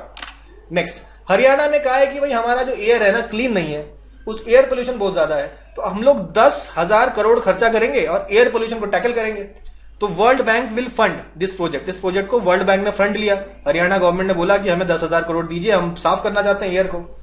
तो Haryana clean air project for sustainable development के नाम पे 10 साल के लिए 10,000 करोड़ हरियाणा गवर्नमेंट ने लिए हैं एयर पोल्यूशन को टैकल करने के लिए। आगे बढ़ेंगे, यहां पे देखिए मुस्लिम वुमेन को मेंटेनेंस का अधिकार दे दिया है सुप्रीम कोर्ट ने। सुप्रीम कोर्ट ने कहा है कि मुस्लिम जो महिलाएं हैं वो भी मेंटेनेंस सीख कर सकती हैं अपने हस्बैंड से। आपके ये सेक्शन 125 है सीआरपीसी का, इसके तहत ये मेंटेनेंस सीख कर सकती है अपने हस्बैंड से। तो ये जो प्रोविजन है कोर्ट ने कहा कि ये रिलीजन न्यूट्रल होना चाहिए। तो रिलीजन न्यूट्रल है ये, इसमें ऐसा नहीं है कि हर रिलीजन की महिलाओं को ये अधिकार होना चाहिए सेक्टर 125 से आपका मेंटेनेंस क्लेम करने का। तो ये जो डिसीजन था ये किसने दिया? जस्टिस BV नागरत्ना और जस्टिस अगस्टीन जॉर्ज मैसी आपके जस्टिस थे, जिन्होंने ये दोनों ने ये फैसला दिया है सुप्रीम कोर्ट का। ठीक है, उसके बाद quantum security research lab establish कहां पे हुई पूछेगा तो आप बताइएगा चेन्नई में हुई। तो इसमें प्रोफेसर अजय कुमार सूद जो कि प्रिंसिपल साइंटिफिक एडवाइजर है टू गवर्नमेंट ऑफ इंडिया, ये भी एक इंपॉर्टेंट क्वेश्चन बनता है। Ajay Kumar Sood is the principal scientific adviser to government of India. इन्होंने quantum security research lab Chennai में आपका इनॉग्रेट किया। तो उस basically 23rd foundation day celebrate हो रहा था of the society of electronics transactions and security या सेट्स। तो सेट्स का 23rd फाउंडेशन डे में quantum security research lab Chennai में आपका इनॉग्रेट कर दिया गया है। फिर देखिए इंटरनेशनल सोलर अलायंस धीरे धीरे बड़ा होता चला जा रहा है। तो 100th मेंबर कौन ज्वाइन किया? पराग्वे। ये तो बहुत ज्यादा इंपॉर्टेंट क्वेश्चन बन जाता है आपका। ठीक है, Paraguay is the 100th full member of international solar alliance. और ये सेरेमनी हुई कहां पे? दिल्ली में हो गई। नेक्स्ट बात करते हैं हम लोग यूनिफाइड इंडिया ऑर्गेनिक लोगो। तो FSSAI यानी कि food safety and standards authority of India और agriculture and processed food products export development authority यानी कि एपीडा यानी कि फसाई और एपीडा ने मिलकर एक नया ऑर्गेनिक लोगो यूनिफाइड इंडिया ऑर्गेनिक लोगो को डेवलप किया। पहले देखिए इंडिया ऑर्गेनिक का एक लोगो हुआ करता था, जैविक भारत का एक और लोगो हुआ करता था। इन दोनों आपका लोगो को अब रिप्लेस करके एक नया लोगो जिसको यूनिफाइड इंडिया ऑर्गेनिक लोगो है उसने रिप्लेस कर दिया है। ठीक है, नेक्स्ट सवाल है आपका, ये इंपॉर्टेंट सवाल बनता है, वर्ल्ड क्राफ्ट सिटी किसको डिक्लेयर किया गया? तो श्रीनगर जो जम्मू कश्मीर का कैपिटल है, ये इंडिया का 4th सिटी इंडियन सिटी बनता है जिसको वर्ल्ड क्राफ्ट सिटी टाइटल से सम्मानित किया गया from the world craft council international के द्वारा। तो ये 4th सिटी बनता है। अब सवाल ये है कि बाकी 3 सिटीज कौन सी है? तो ठीक है, याद करिए, लिखिए कमेंट में, वैसे मैं बता ही दूंगा। तो बाकी जो 3 सिटीज हैं, बाकी 3 सिटीज मैं बताऊंगा एकदम लेक्चर के एंड में, थोड़ा सा सस्पेंस क्रिएट करते हैं। लेकिन फिलहाल के लिए आप समझिए श्रीनगर को आपका 4th सिटी बनती है आपका क्राफ्ट सिटी। ठीक है, आगे बढ़ते हैं। वर्ल्ड फूड इंडिया WFI ये कहां पे मनाया गया? ये वर्ल्ड फूड इंडिया 2024 का कॉन्फ्रेंस, ये भारत मंडपम प्रगति मैदान न्यू दिल्ली। थीम था processing for prosperity. Food India है ना, फूड की प्रोसेसिंग करनी है, तो processing for prosperity is the theme. अब देखिए Uttar Pradesh public examination order 2024 आ गया है, क्योंकि रिसेंटली आप देख रहे हैं पेपर लीक का काफी ज्यादा खबरें आ रहे हैं। तो उत्तर प्रदेश ने कहा कि पेपर लीक करवाने वालों के लिए आपका खास पनिशमेंट दिया जाएगा। ठीक है, जो भी वायलेटर्स हैं, ये एग्जाम को लीक भी कराते हैं, उनको 2 साल की तो कम से कम सजा होगी, लाइफ इम्प्रिजनमेंट भी हो सकता है और फाइन भी 1 करोड़ रुपए तक का लिया जा सकता है। ये उत्तर प्रदेश का ये ऑर्डिनेंस पास होता है। ठीक है, एक बिहार का भी आप देखेंगे, थोड़ा सा वो हल्का है, अभी देखेंगे। अच्छा, कनाडा ने बोल दिया, ये इंपॉर्टेंट है, कनाडा ने बोल दिया ईरान का इस्लामिक रिवोल्यूशनरी गार्ड कोर जो है उसको इन्होंने कहा कि एक टेररिस्ट एंटिटी है, ईरान का आर्म्ड फोर्सेस का ब्रांच है ये, और इसको टेररिस्ट एंटिटी डिक्लेयर कर दिया गया, घोषित कर दिया गया भाई कनाडा। संविधान हत्या दिवस कब मनाया जाता है? 25 जून को। तो संविधान हत्या दिवस मनाया जाता है। बेसिकली इमरजेंसी का टाइम था जहां पे काफी लोगों को इनह्यूमन पेन सफर करना पड़ा, उनको जेल में डाल दिया गया, और ये इमरजेंसी की इम्पोजिशन के कारण ये सब सिचुएशन इंडिया में पैदा होती है 1975 में। तो इसी दिन को याद रखने में 25 जून को ये अनाउंस हुआ था इमरजेंसी, तो उसको याद रखते हुए 25 जून को डिक्लेयर कर दिया गया है संविधान हत्या दिवस। ठीक है, नेक्स्ट बात करते हैं कंजर्वेशन प्रोग्राम। कंजर्वेशन प्रोग्राम आपका लॉन्च किया गया है by ministry of environment, forest and climate change, और 56 करोड़ रुपीज अप्रूव किए गए अगले फेज के लिए, जिसमें ग्रेट इंडियन बस्टर्ड और लेसर फ्लोरिकन कंजर्वेशन का प्रोग्राम जो लॉन्च हुआ है फॉर 2024 से 29 तक। ठीक है, दोनों ही क्रिटिकली एंडेंजर्ड है। बेसिकली 140 ग्रेट इंडियन बस्टर्ड ही बचे हैं और लेसर फ्लोरिकन्स 1000 से कम है, तो ये क्रिटिकली एंडेंजर्ड है। तो क्या क्या सवाल बनते हैं? पहली बात तो आपसे पूछेगा ग्रेट इंडियन बस्टर्ड और लेसर फ्लोरिकन कौन क्या है, ये वल्नरेबल है या एंडेंजर्ड है, क्रिटिकली एंडेंजर्ड है? उसका जवाब आपको मालूम है, क्रिटिकली एंडेंजर्ड है। इसके बाद दूसरी बात पूछेगा ये कंजर्वेशन प्रोग्राम कौन सी मिनिस्ट्री के द्वारा लॉन्च किया गया, तो आप कहिएगा ministry of environment, forest and climate change. वो तो खैर आप गेस भी कर पाएंगे इसको। ठीक है, और फिर ड्यूरेशन पूछा जाएगा कब तक, तो 2029 तक, 2025 से लेकर 2029 तक ये प्रोग्राम चलेगा, कंजर्वेशन प्रोग्राम। तो 56 करोड़ रुपीज आवंटित हुए हैं इसके लिए। नेक्स्ट, हाथरस में स्टैम्पीड हो गया था रिसेंटली 3 जुलाई 2024 को, तो इसको आपका इन्वेस्टिगेट करने के लिए एक जुडिशियल कमेटी बैठती है, 3 मेंबर की जुडिशियल कमीशन बैठती है इसको इन्वेस्टिगेट करने के लिए। स्टैम्पीड एट हाथरस, सवाल क्या पूछेगा? सवाल पूछेगा कि इसके हेड कौन है, तो जस्टिस ब्रिजेश कुमार श्रीवास्तव, याद रखना है आपको, is the head of this particular investigation. ठीक है, इस कमीशन के हेड है। चलिए आगे बढ़ेंगे। अब देखिए शुगर केन ऑर्डर 1966 की बात हो रही है, तो शुगर केन एकमात्र ऐसा क्रॉप है जिसपे जो आपकी एमएसपी है वो उसके कुछ लीगल प्रावधान है। नॉर्मली एमएसपी कोई लीगल राइट नहीं है, तो मांग कर रहे हैं लोग एमएसपी को लीगल राइट बनाइए। सरकार कह रही है कि भाई इतना पैसा ही नहीं है, हम लीगल राइट बना देंगे आपको। ठीक है, और 22 क्रॉप्स में आपकी एमएसपी होती है, 22 क्रॉप में तो पूरी एमएसपी दी नहीं जा रही है, तो और इसको लीगल राइट हम कैसे बना दें? ठीक है, तो गवर्नमेंट का ये कहना है, फार्मर्स कहना है भाई एमएसपी चाहिए। तो इसी के ऊपर ये कुछ बात आप नोटिस कर सकते हैं कि शुगर केन को थोड़ा सा पावर मिला हुआ है, कुछ इसके लीगल प्रावधान है, शुगर केन के एमएसपी को कुछ लीगल प्रोटेक्शन दिया गया है under the sugar cane control order of 1966। तो ये बात हमें पता होनी चाहिए। इसीलिए वैसे एमएसपी का कोई लीगल बेसिस नहीं है, आप कोर्ट नहीं आ सकते इन्होंने एमएसपी नहीं दिया हमें। ठीक है, लेकिन 1960 से दिया जा रहा है, लेकिन कोई लीगल इसका बेसिस नहीं है।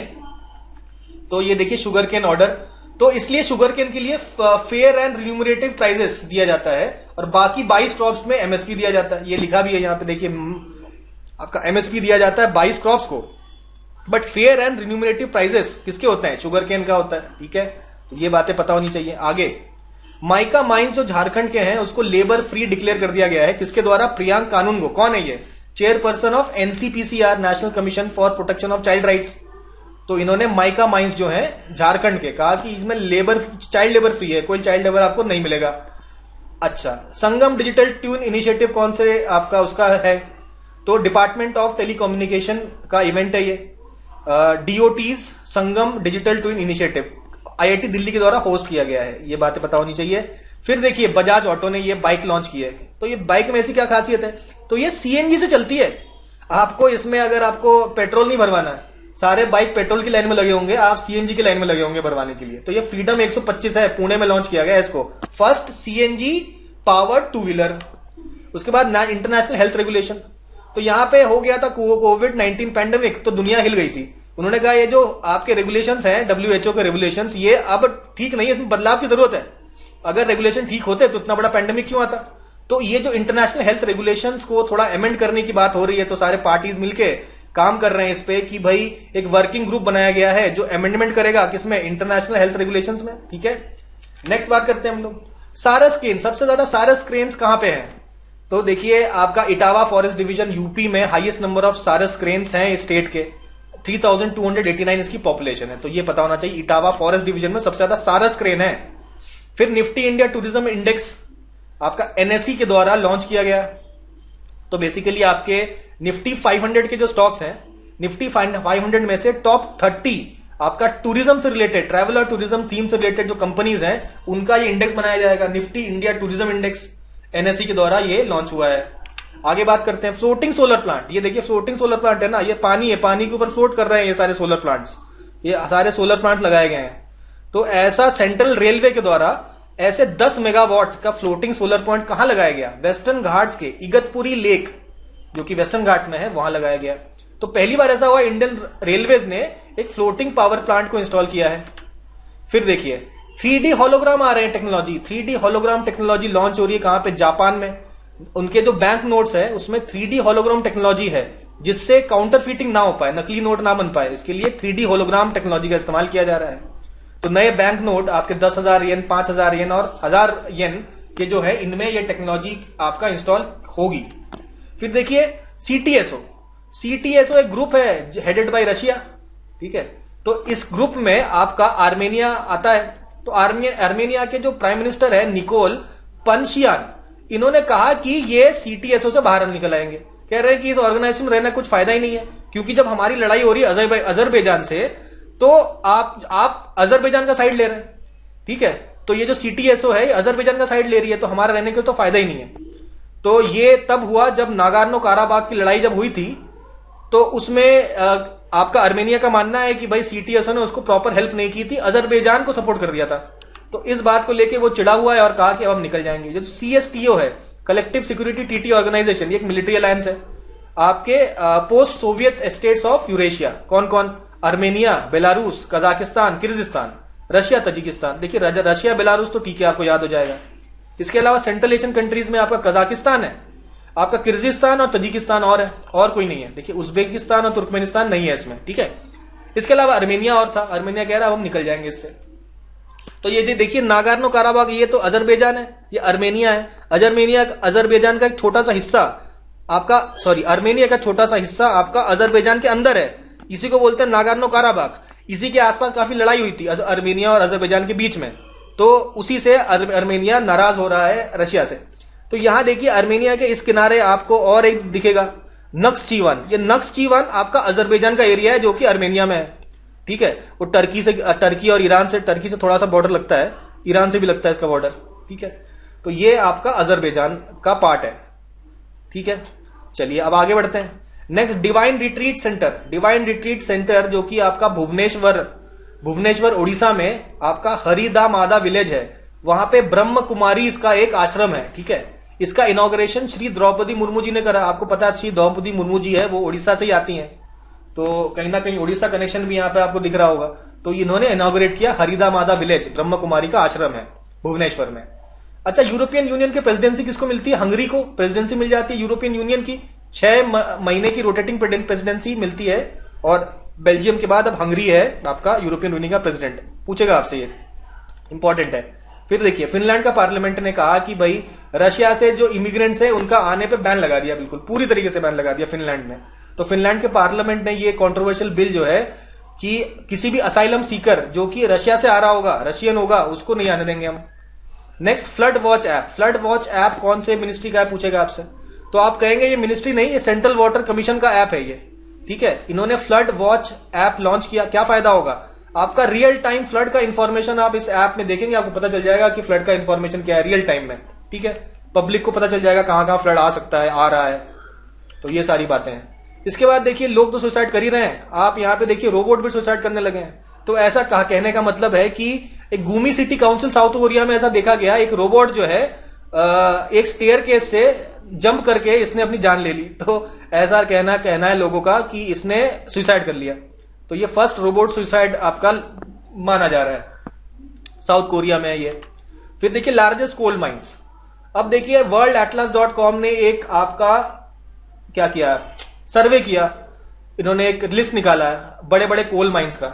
तो इंडिया में गेवरा माइन है और कुसमुंडा माइन है, कुसमुंडा माइन और गेवरा माइन। तो Gevra mine second largest in the world है आपका कोल माइन, और largest coal mine, fourth largest coal mine is Kusmunda. ये छत्तीसगढ़ के कोरबा डिस्ट्रिक्ट में है। कोरबा आपको मालूम है कि कोल के लिए काफी फेमस है।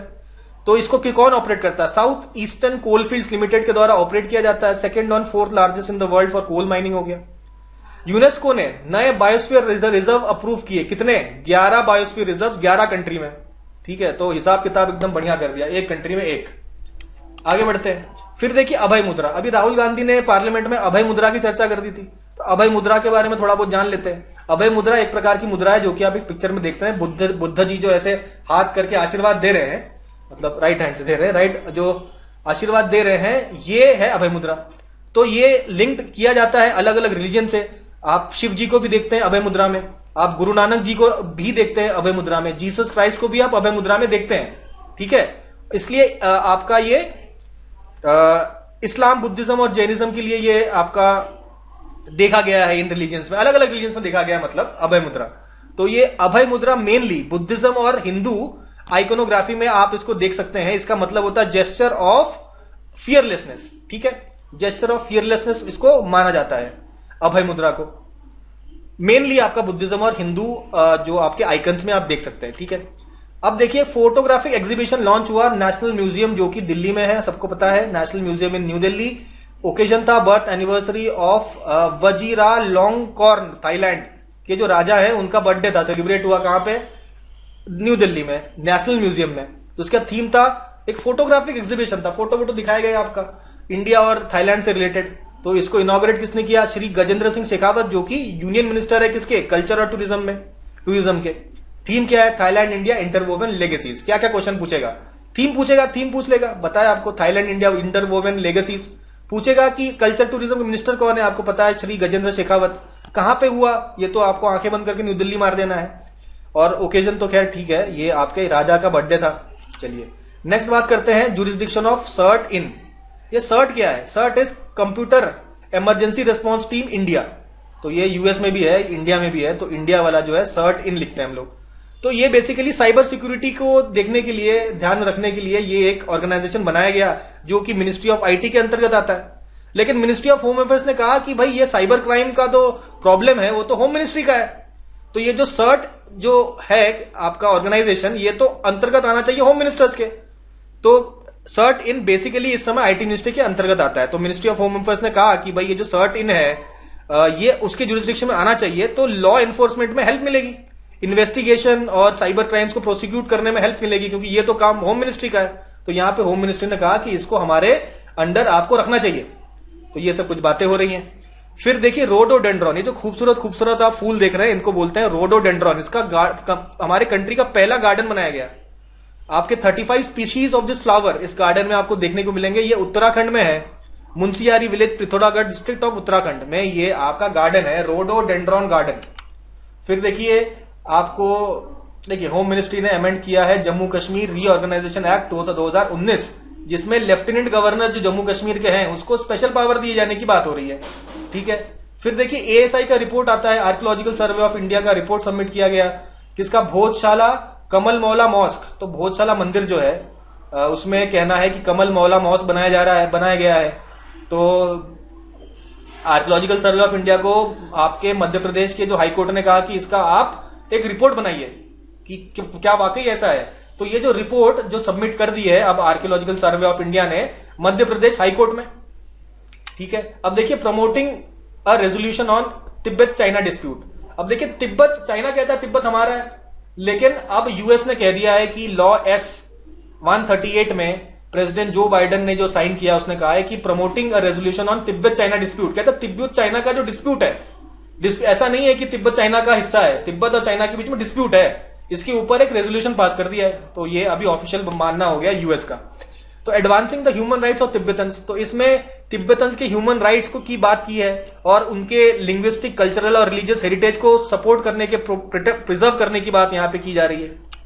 अब देखिए रेसिंग फूल स्टॉर्मएक्स एक फ्यूल है। आपकी जो फॉर्मूला 1 रेसिंग गाड़ियां होती है, चाहे वो गाड़ियां 4 व्हीलर हो चाहे वो 2 व्हीलर हो, उसमें आपका कंपनी का ऑयल भरना होता है। तो पहली इंडियन कंपनी बनती है इंडियन ऑयल कॉर्पोरेशन, जिसने रेसिंग कार्स या रेसिंग बाइक्स में जो फ्यूल पड़ता है उसका एक फ्यूल लॉन्च किया, नाम रखा उसका स्टॉर्मएक्स। तो ये स्टॉर्मएक्स आप गाड़ी में डालिए, तूफान ले आएगा गाड़ी, ठीक है। कहने का ये मतलब है स्टॉर्मएक्स को कनेक्ट करिए आप आईओसीएल से, इंडियन ऑयल कॉर्पोरेशन से, ठीक है। अब देखिए transgender clinical care unit, transgenders के लिए एक स्पेशल क्लिनिकल केयर यूनिट कहां पे खोला गया है, पहला ऐसा क्लिनिकल केयर यूनिट खोला गया है आपका इंडिया में। तो ये Sanjay Gandhi post graduate institute of medical sciences, जो SGPGI बोलते हैं बेसिकली यहाँ पे लखनऊ में, तो लखनऊ में है ये, ठीक है। कि नॉर्थ इंडिया का पहला ट्रांसजेंडर क्लिनिकल केयर यूनिट है, इंडिया का नहीं, नॉर्थ इंडिया का, साउथ इंडिया में भी होगा। तो नॉर्थ इंडिया का पहला ट्रांसजेंडर क्लिनिकल केयर यूनिट बनता है कहां पे, SGPGI में। फिर बात करते हैं भारतीय प्राकृतिक कृषि पद्धति की, यहां पे बात हम लोग करने जा रहे हैं। फिर बात करते हैं भारतीय प्राकृतिक कृषि पद्धति की। भारतीय प्राकृतिक कृषि पद्धति मतलब नेचुरल फार्मिंग की बात हो रही है। तो एग्रीकल्चर मिनिस्टर कौन है? हमें पता है शिवराज सिंह चौहान जी हैं। तो इन्होंने कहा कि गवर्नमेंट सोच रही है सब्सिडी देने का, अगर आप नेचुरल फार्मिंग कर रहे हैं तो आपको सब्सिडी दी जाएगी। तो ऐसी बात कब कहां बताई गई? तो एक्चुअली में एक आपका लखनऊ में प्रोग्राम हो रहा था, भारतीय प्राकृतिक कृषि पद्धति प्रोग्राम। तो where he address the regional consultation programme on science and natural farming. तो आपका चौहान जी ने कहा कि नेचुरल फार्मिंग से आपका लॉन्ग टर्म में जो आपके ईल्ड्स है वो बढ़ती हैं। स्टार्टिंग में जो उसकी ईल्ड होती है वो कम होती है पहले 1-2 साल, उसके बाद आपकी ईल्ड जो आपकी सॉइल की है बढ़ती है। तो नेचुरल फार्मिंग करना इन द लॉन्ग टर्म आपके लिए बेनिफिशियल है। तो पहले 2-3 साल जो आपका नुकसान होगा उसमें गवर्नमेंट आपको सब्सिडीज देगी, तो वो नुकसान भी नहीं होगा आपका, और 2-3 साल बाद तो फिर आपका बढ़िया आपकी फसल होगी होगी। तो ये बात आपका बताई मिनिस्टर शिवराज सिंह चौहान ने। फिर देखिए नेक्स्ट बात करते हैं। अब देखिए पलिटाना गुजरात के भावनगर डिस्ट्रिक्ट में एक सिटी है। तो इन्होंने कह दिया, ये देखिए ये बड़ा सा ये जो टेम्पल सिटी है ना, ये पूरे देखिए सिटी में टेम्पल ही टेम्पल है हर जगह।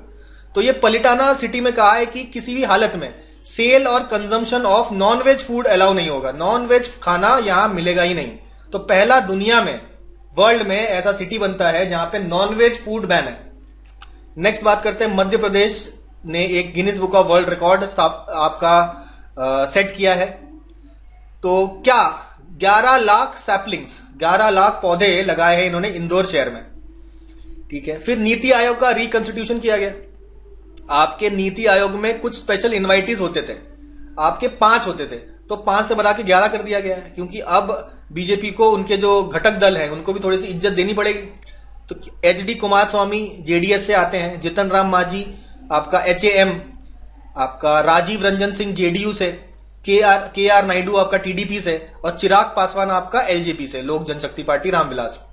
तो ये आपका ये जो है आपके 1 2 3 4 5 6, ठीक है, 5 मिनिस्टर्स तो आपके बीजेपी के एलाइज से लिए गए हैं। मतलब 11 में से जो 5 है वो बीजेपी एलाइज से आपके लिए जाते हैं, और टोटल 5 से बढ़ा के 11 मेंबर हो जाते हैं स्पेशल इन्वाइटीज नीति आयोग के।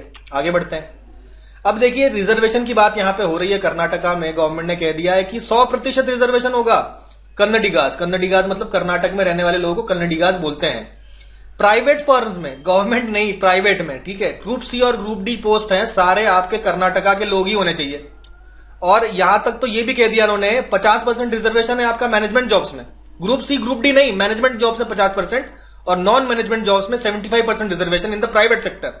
अब इस पर्टिकुलर रिजर्वेशन के न्यूज के बाद कितने प्राइवेट सेक्टर जाके कर्नाटका में अपना इन्वेस्टमेंट करेंगे, ये देखने वाली बात होगी।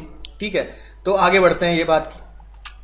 तो वुमेन अमेंडमेंट बिल 2024 आपका एक अमेंडमेंट बिल आया था जिसमें कंट्री में जो एक बैन लगा हुआ है फीमेल जेनिटल म्यूटिलेशन में, इस बैन को ओवरटर्न करने के लिए एक बिल लाया था गैम्बियन पार्लियामेंट में। तो गैम्बियन पार्लियामेंट ने कहा है कि भाई ये बहुत ही घटिया बिल है, इसको पास नहीं किया जाएगा, तो इसको रिजेक्ट कर दिया गया है। तो लोगों ने कहा कि ये एक अच्छा डिसीजन है। ठीक है, तो नेक्स्ट बात करते हैं हम लोग।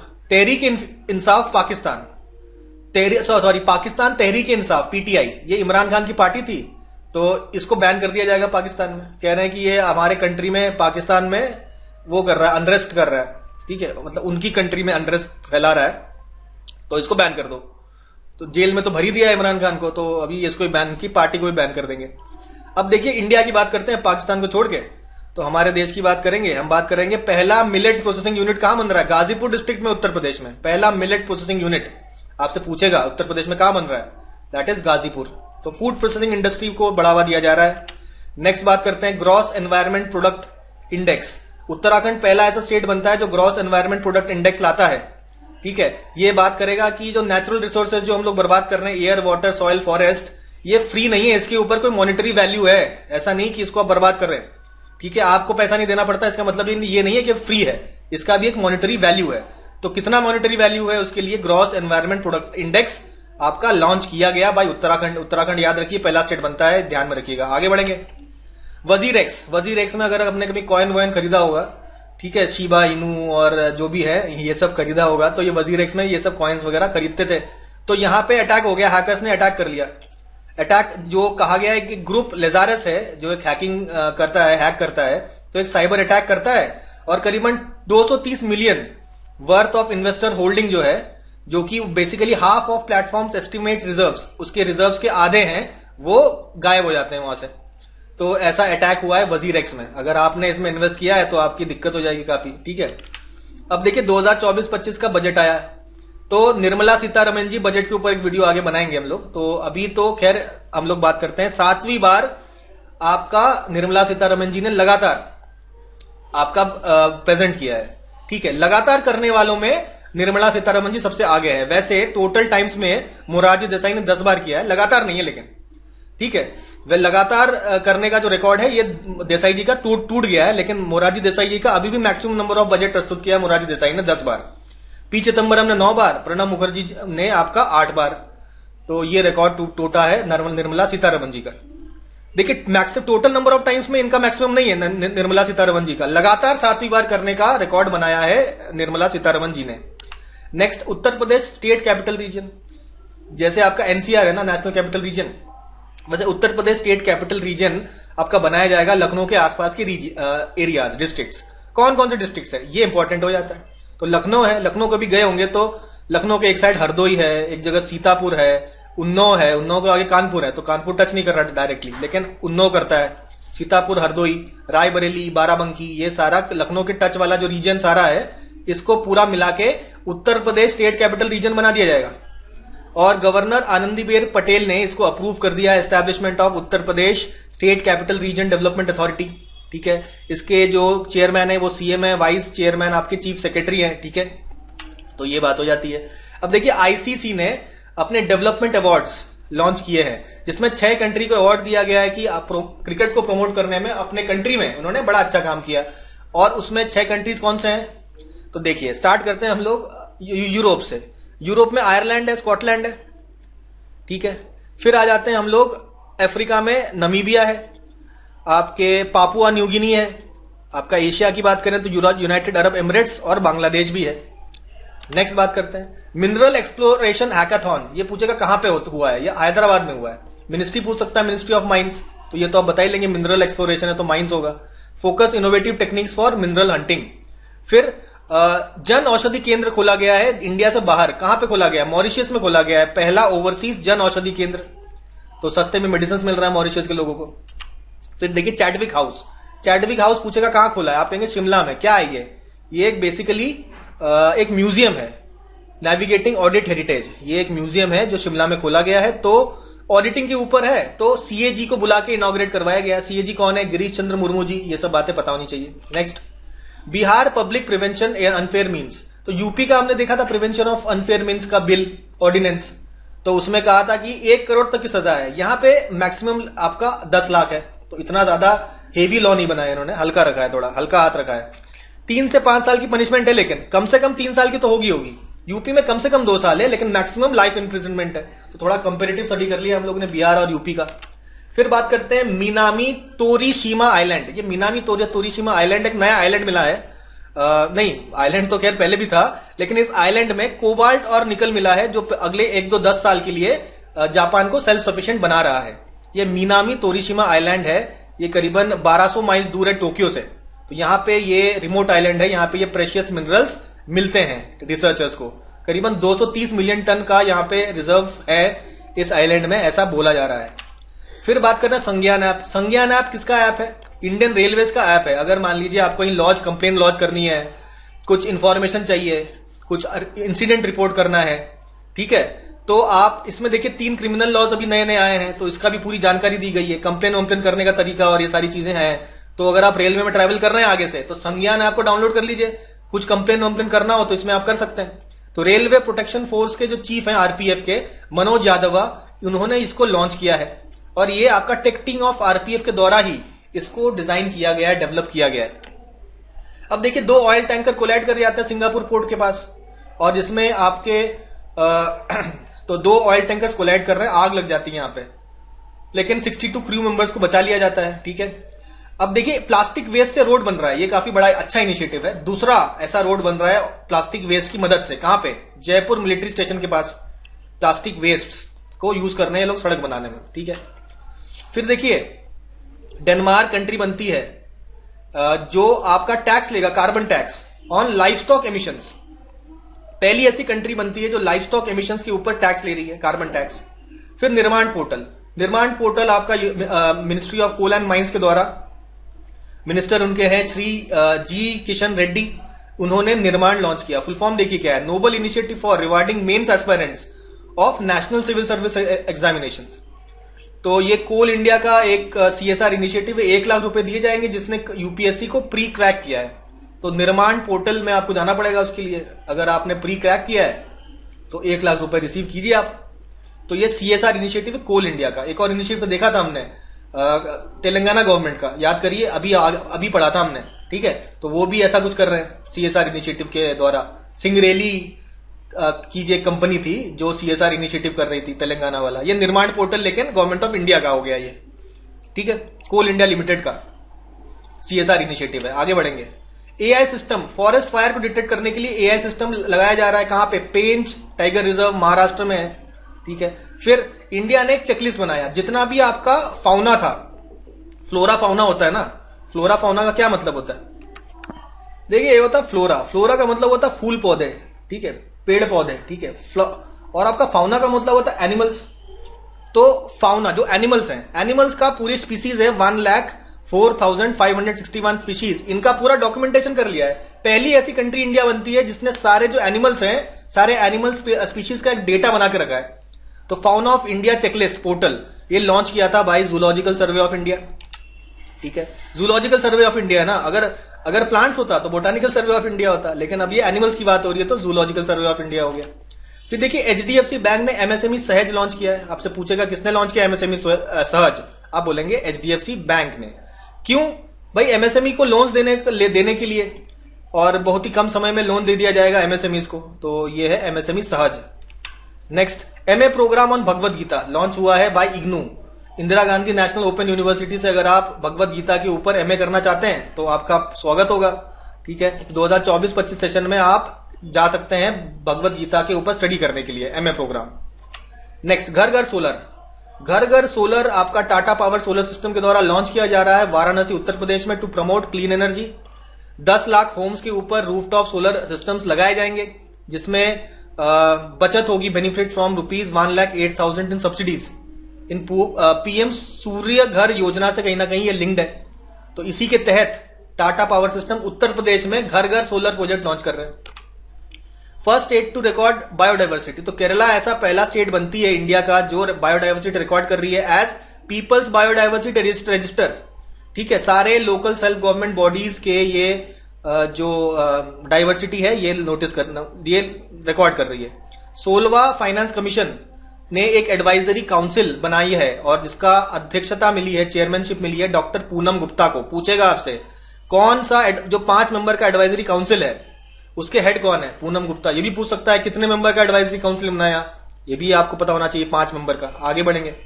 पहला बायोडाइवर्सिटी बॉन्ड, ये किसके द्वारा इशू किया गया? ये BBVA कोलंबिया और इंटरनेशनल फाइनेंस कॉर्पोरेशन के द्वारा आपके जो ग्रीन प्रोजेक्ट्स हैं उनको फंड करने के लिए ये बॉन्ड लाया जा रहा है, ठीक है। तो जो जनता ये बॉन्ड खरीदेगी, इससे जो पैसा इकट्ठा होगा, इसको ये लोग ग्रीन प्रोजेक्ट्स, जैसे सोलर प्रोजेक्ट लगा दिया, ऐसे कुछ ग्रीन प्रोजेक्ट्स बनाने में यूज करेंगे। नेशनल लैंडस्लाइड फोरकास्टिंग सेंटर कहां पर है? तो किसने लॉन्च किया? तो ऑब्वियसली कोल मिनिस्टर हमारे हैं जी किशन रेड्डी, इन्होंने लॉन्च किया। कहां पे लॉन्च किया? ये आपका GSI का, जियोलॉजिकल सर्वे ऑफ इंडिया का धरित्री कैंपस है, सॉल्ट लेक सिटी कोलकाता में। तो यहां पे इन्होंने ये फोरकास्टिंग सेंटर लॉन्च किया। ऑल्सो क्या लॉन्च हो रहा है? भू संकेत वेब पोर्टल और भूस्खलन मतलब लैंडस्लाइड मोबाइल ऐप। तो भूस्खलन मोबाइल ऐप और भू संकेत वेब पोर्टल ये भी लॉन्च किया जा रहा है। फोरकास्टिंग सेंटर आपका सॉल्ट लेक सिटी कोलकाता में बन रहा है। आगे बढ़ते हैं। यूनाइटेड नेशन वाटर कंजर्वेशन का कन्वेंशन है, यूनाइटेड नेशन वाटर कन्वेंशन को ज्वाइन किया आइवरी कोस्ट ने। 10th अफ्रीकन नेशन बनता है जो ये काम करता है। पहली university in eastern India for students with disabilities कहां पे ओपन हुआ? रांची में। ईस्टर्न इंडिया का पहला ऐसा यूनिवर्सिटी जो डिसेबल्ड लोगों के लिए है। नेक्स्ट बात करते हैं। होमोसेक्सुअलिटी को क्रिमिनलाइज किया गया by Burkina Faso. Burkina Faso ने होमोसेक्सुअलिटी को क्रिमिनलाइज कर दिया। ठीक है, अब ये देखिए, pre clinical network facility, Asia का पहला प्री क्लिनिकल नेटवर्क फैसिलिटी कहां पे खोला गया? तो ये आपका रीजनल सेंटर ऑफ बायोटेक्नोलॉजी है, जो translational health science technology institute Faridabad में है। यहां पे एशिया का पहला pre clinical network facility open किया गया अंडर, तो एक कोalition ऑफ एपिडेमिक प्रिपेयर्डनेस इनोवेशन, तो इसके अंतर्गत ये आपका pre clinical network facility open होता है। तो फरीदाबाद ध्यान में रखिएगा, ये प्री क्लिनिकल नेटवर्क फैसिलिटी सुनेंगे फरीदाबाद मार्क करेंगे सीधा। Next, international centre for audit of local governance, तो ये राजकोट में इसको इनॉग्रेट किया गया। किसने इनॉग्रेट किया? सीएजी गिरीश चंद्र मुर्मू ने। तो ये राजकोट याद रखिए, centre for audit and local governance. Next, most followed world leader बनते हैं नरेंद्र मोदी जी। आपका ट्विटर जो अभी एक्स हो गया है, उसमें मोस्ट फॉलोड वर्ल्ड लीडर बनते हैं मोदी जी, जो 100 मिलियन फॉलोअर्स हो गए हैं अभी मोदी जी के। नेक्स्ट बात करते हैं मुकेश जी का। मुकेश एक सिंगर है ना, उनका 100वां बर्थडे में आपका सेलिब्रेट करते हुए मिनिस्ट्री ऑफ कल्चर ने एक स्टैम्प पेपर लॉन्च किया। देखिए ये वो स्टैम्प है, ठीक है, 100th बर्थडे ऑफ मुकेश को सेलिब्रेट करते हुए। प्रधानमंत्री स्वनिधि योजना, तो इसका बेस्ट परफॉर्मिंग स्टेट कौन है? एमपी। ठीक है, प्रधानमंत्री स्वनिधि योजना का बेस्ट स्टेट का प्राइज मिलता है मध्य प्रदेश को। तो स्वनिधि क्या है? एंटरप्रेन्योरशिप डेवलप कर रहे हैं, जॉब क्रिएशन कर रहे हैं। ठीक है, नेक्स्ट, राष्ट्रपति भवन में हमारी जो महामहिम राष्ट्रपति जी हैं द्रौपदी मुर्मू जी, उन्होंने 2 इंपॉर्टेंट हॉल जो हैं राष्ट्रपति भवन के, जिनका पहले नाम था दरबार हॉल और अशोक हॉल, नाम चेंज करके इन्होंने कर दिया गणतंत्र मंडप, इसका मतलब होता है रिपब्लिक हॉल, और अशोक हॉल को नाम बदल दिया, अशोक मंडप कर दिया है। तो ये भी ध्यान में रखना है। रोड सेफ्टी एक्शन प्लान करने वाला पहला स्टेट इन इंडिया बनता है राजस्थान, जिसने 10 ईयर का एक रोड सेफ्टी एक्शन प्लान बनाया कि 10 सालों में एक्सीडेंट्स को कम करना है। अब देखिए 500 कम्युनिटी रेडियो स्टेशन, आपका ministry of electronics and information technology minister जो है अश्विनी वैष्णव जी, इन्होंने कहां पे लॉन्च किया? तो अपना रेडियो 90 FM लॉन्च किया इन्होंने Indian Institute of mass communication of Mizoram. तो बेसिकली मिजोरम में किया इन्होंने 500 कम्युनिटी रेडियो स्टेशन। नेक्स्ट देखिए ओलंपिक ई स्पोर्ट गेम्स। अब देखिए नॉर्मली हम लोग ओलंपिक्स में करते हैं, जैवलिन हो रहा है, एथलेटिक्स हो रहा है, टेबल टेनिस हो रहा है, बैडमिंटन हो रहा है, लेकिन अब ई स्पोर्ट्स भी होगा। मतलब कंप्यूटर गेम्स के लिए भी ओलंपिक्स लॉन्च हो रहे हैं 2025 में, जो कि कहां पे हो रहे हैं? सऊदी अरेबिया में होंगे। तो इंटरनेशनल ओलंपिक कमिटी और national Olympic committee of Saudi Arabia ने ये कहा है कि भाई सऊदी अरेबिया होस्ट करेगा ओलंपिक ई स्पोर्ट्स गेम्स 2025। चलिए अब देखिए ग्रेविन वैक्स म्यूजियम ने एक इस प्रकार का एक सिक्का निकाला है शाहरुख खान के मतलब डेडिकेट करते हुए, ऑनर करते हुए। ठीक है, कस्टमाइज गोल्ड कॉइन। देखिए शाहरुख खान के यहाँ वैसे पिक्चर भी बना हुआ है। ठीक है, तो ये ग्रेविन वैक्स म्यूजियम ने ये किया है पेरिस के। नेक्स्ट, इंडियन एस्ट्रोनॉट जो है, 4 इंडियन एस्ट्रोनॉट जो गगनयान मिशन में जाएंगे स्पेस में, वो ट्रैवल करेंगे टू इंटरनेशनल स्पेस स्टेशन। तो ये एक प्रकार का डिक्लेरेशन साइन होता है बिटवीन नासा और इंडिया।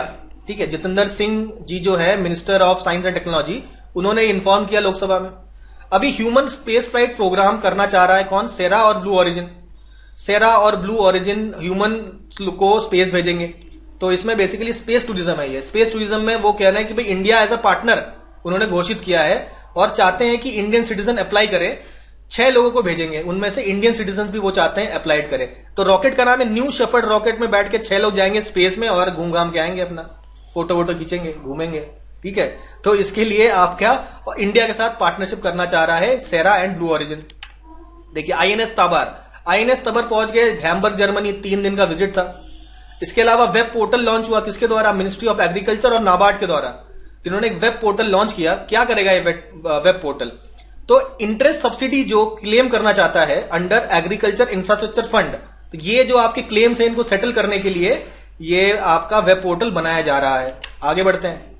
आपके यूनियन मिनिस्टर जितेंद्र सिंह जो है साइंस एंड टेक्नोलॉजी मिनिस्टर, उन्होंने 2 नए जियो पोर्टल लॉन्च किए हैं। भुवन पंचायत, तो रूरल लैंड रिकॉर्ड मेंटेन होगा। Space based information support for decentralising planning to empower citizen and grass root level panchayat है। पंचायत का जो भी पंचायत है, ग्राम पंचायत, उसका पूरा मैप वगैरह अगर आपको पता चल जाए स्पेस से फोटो खींच के, और उसकी मदद से जो भी डेवलपमेंट वर्क हम करना चाहते हैं गांव में, तो उसके लिए ये भुवन पंचायत आपका ऐप लॉन्च किया। इसके अलावा national database for emergency management. ठीक है, ये आपका स्पेस बेस्ड कुछ इनपुट दिए जाएंगे गांव के लोगों को, ताकि वो नेचुरल डिजास्टर है, कहीं भाई फ्लड्स आ रहा है, कहीं ड्राउट आ रहा है, उससे बच सकें।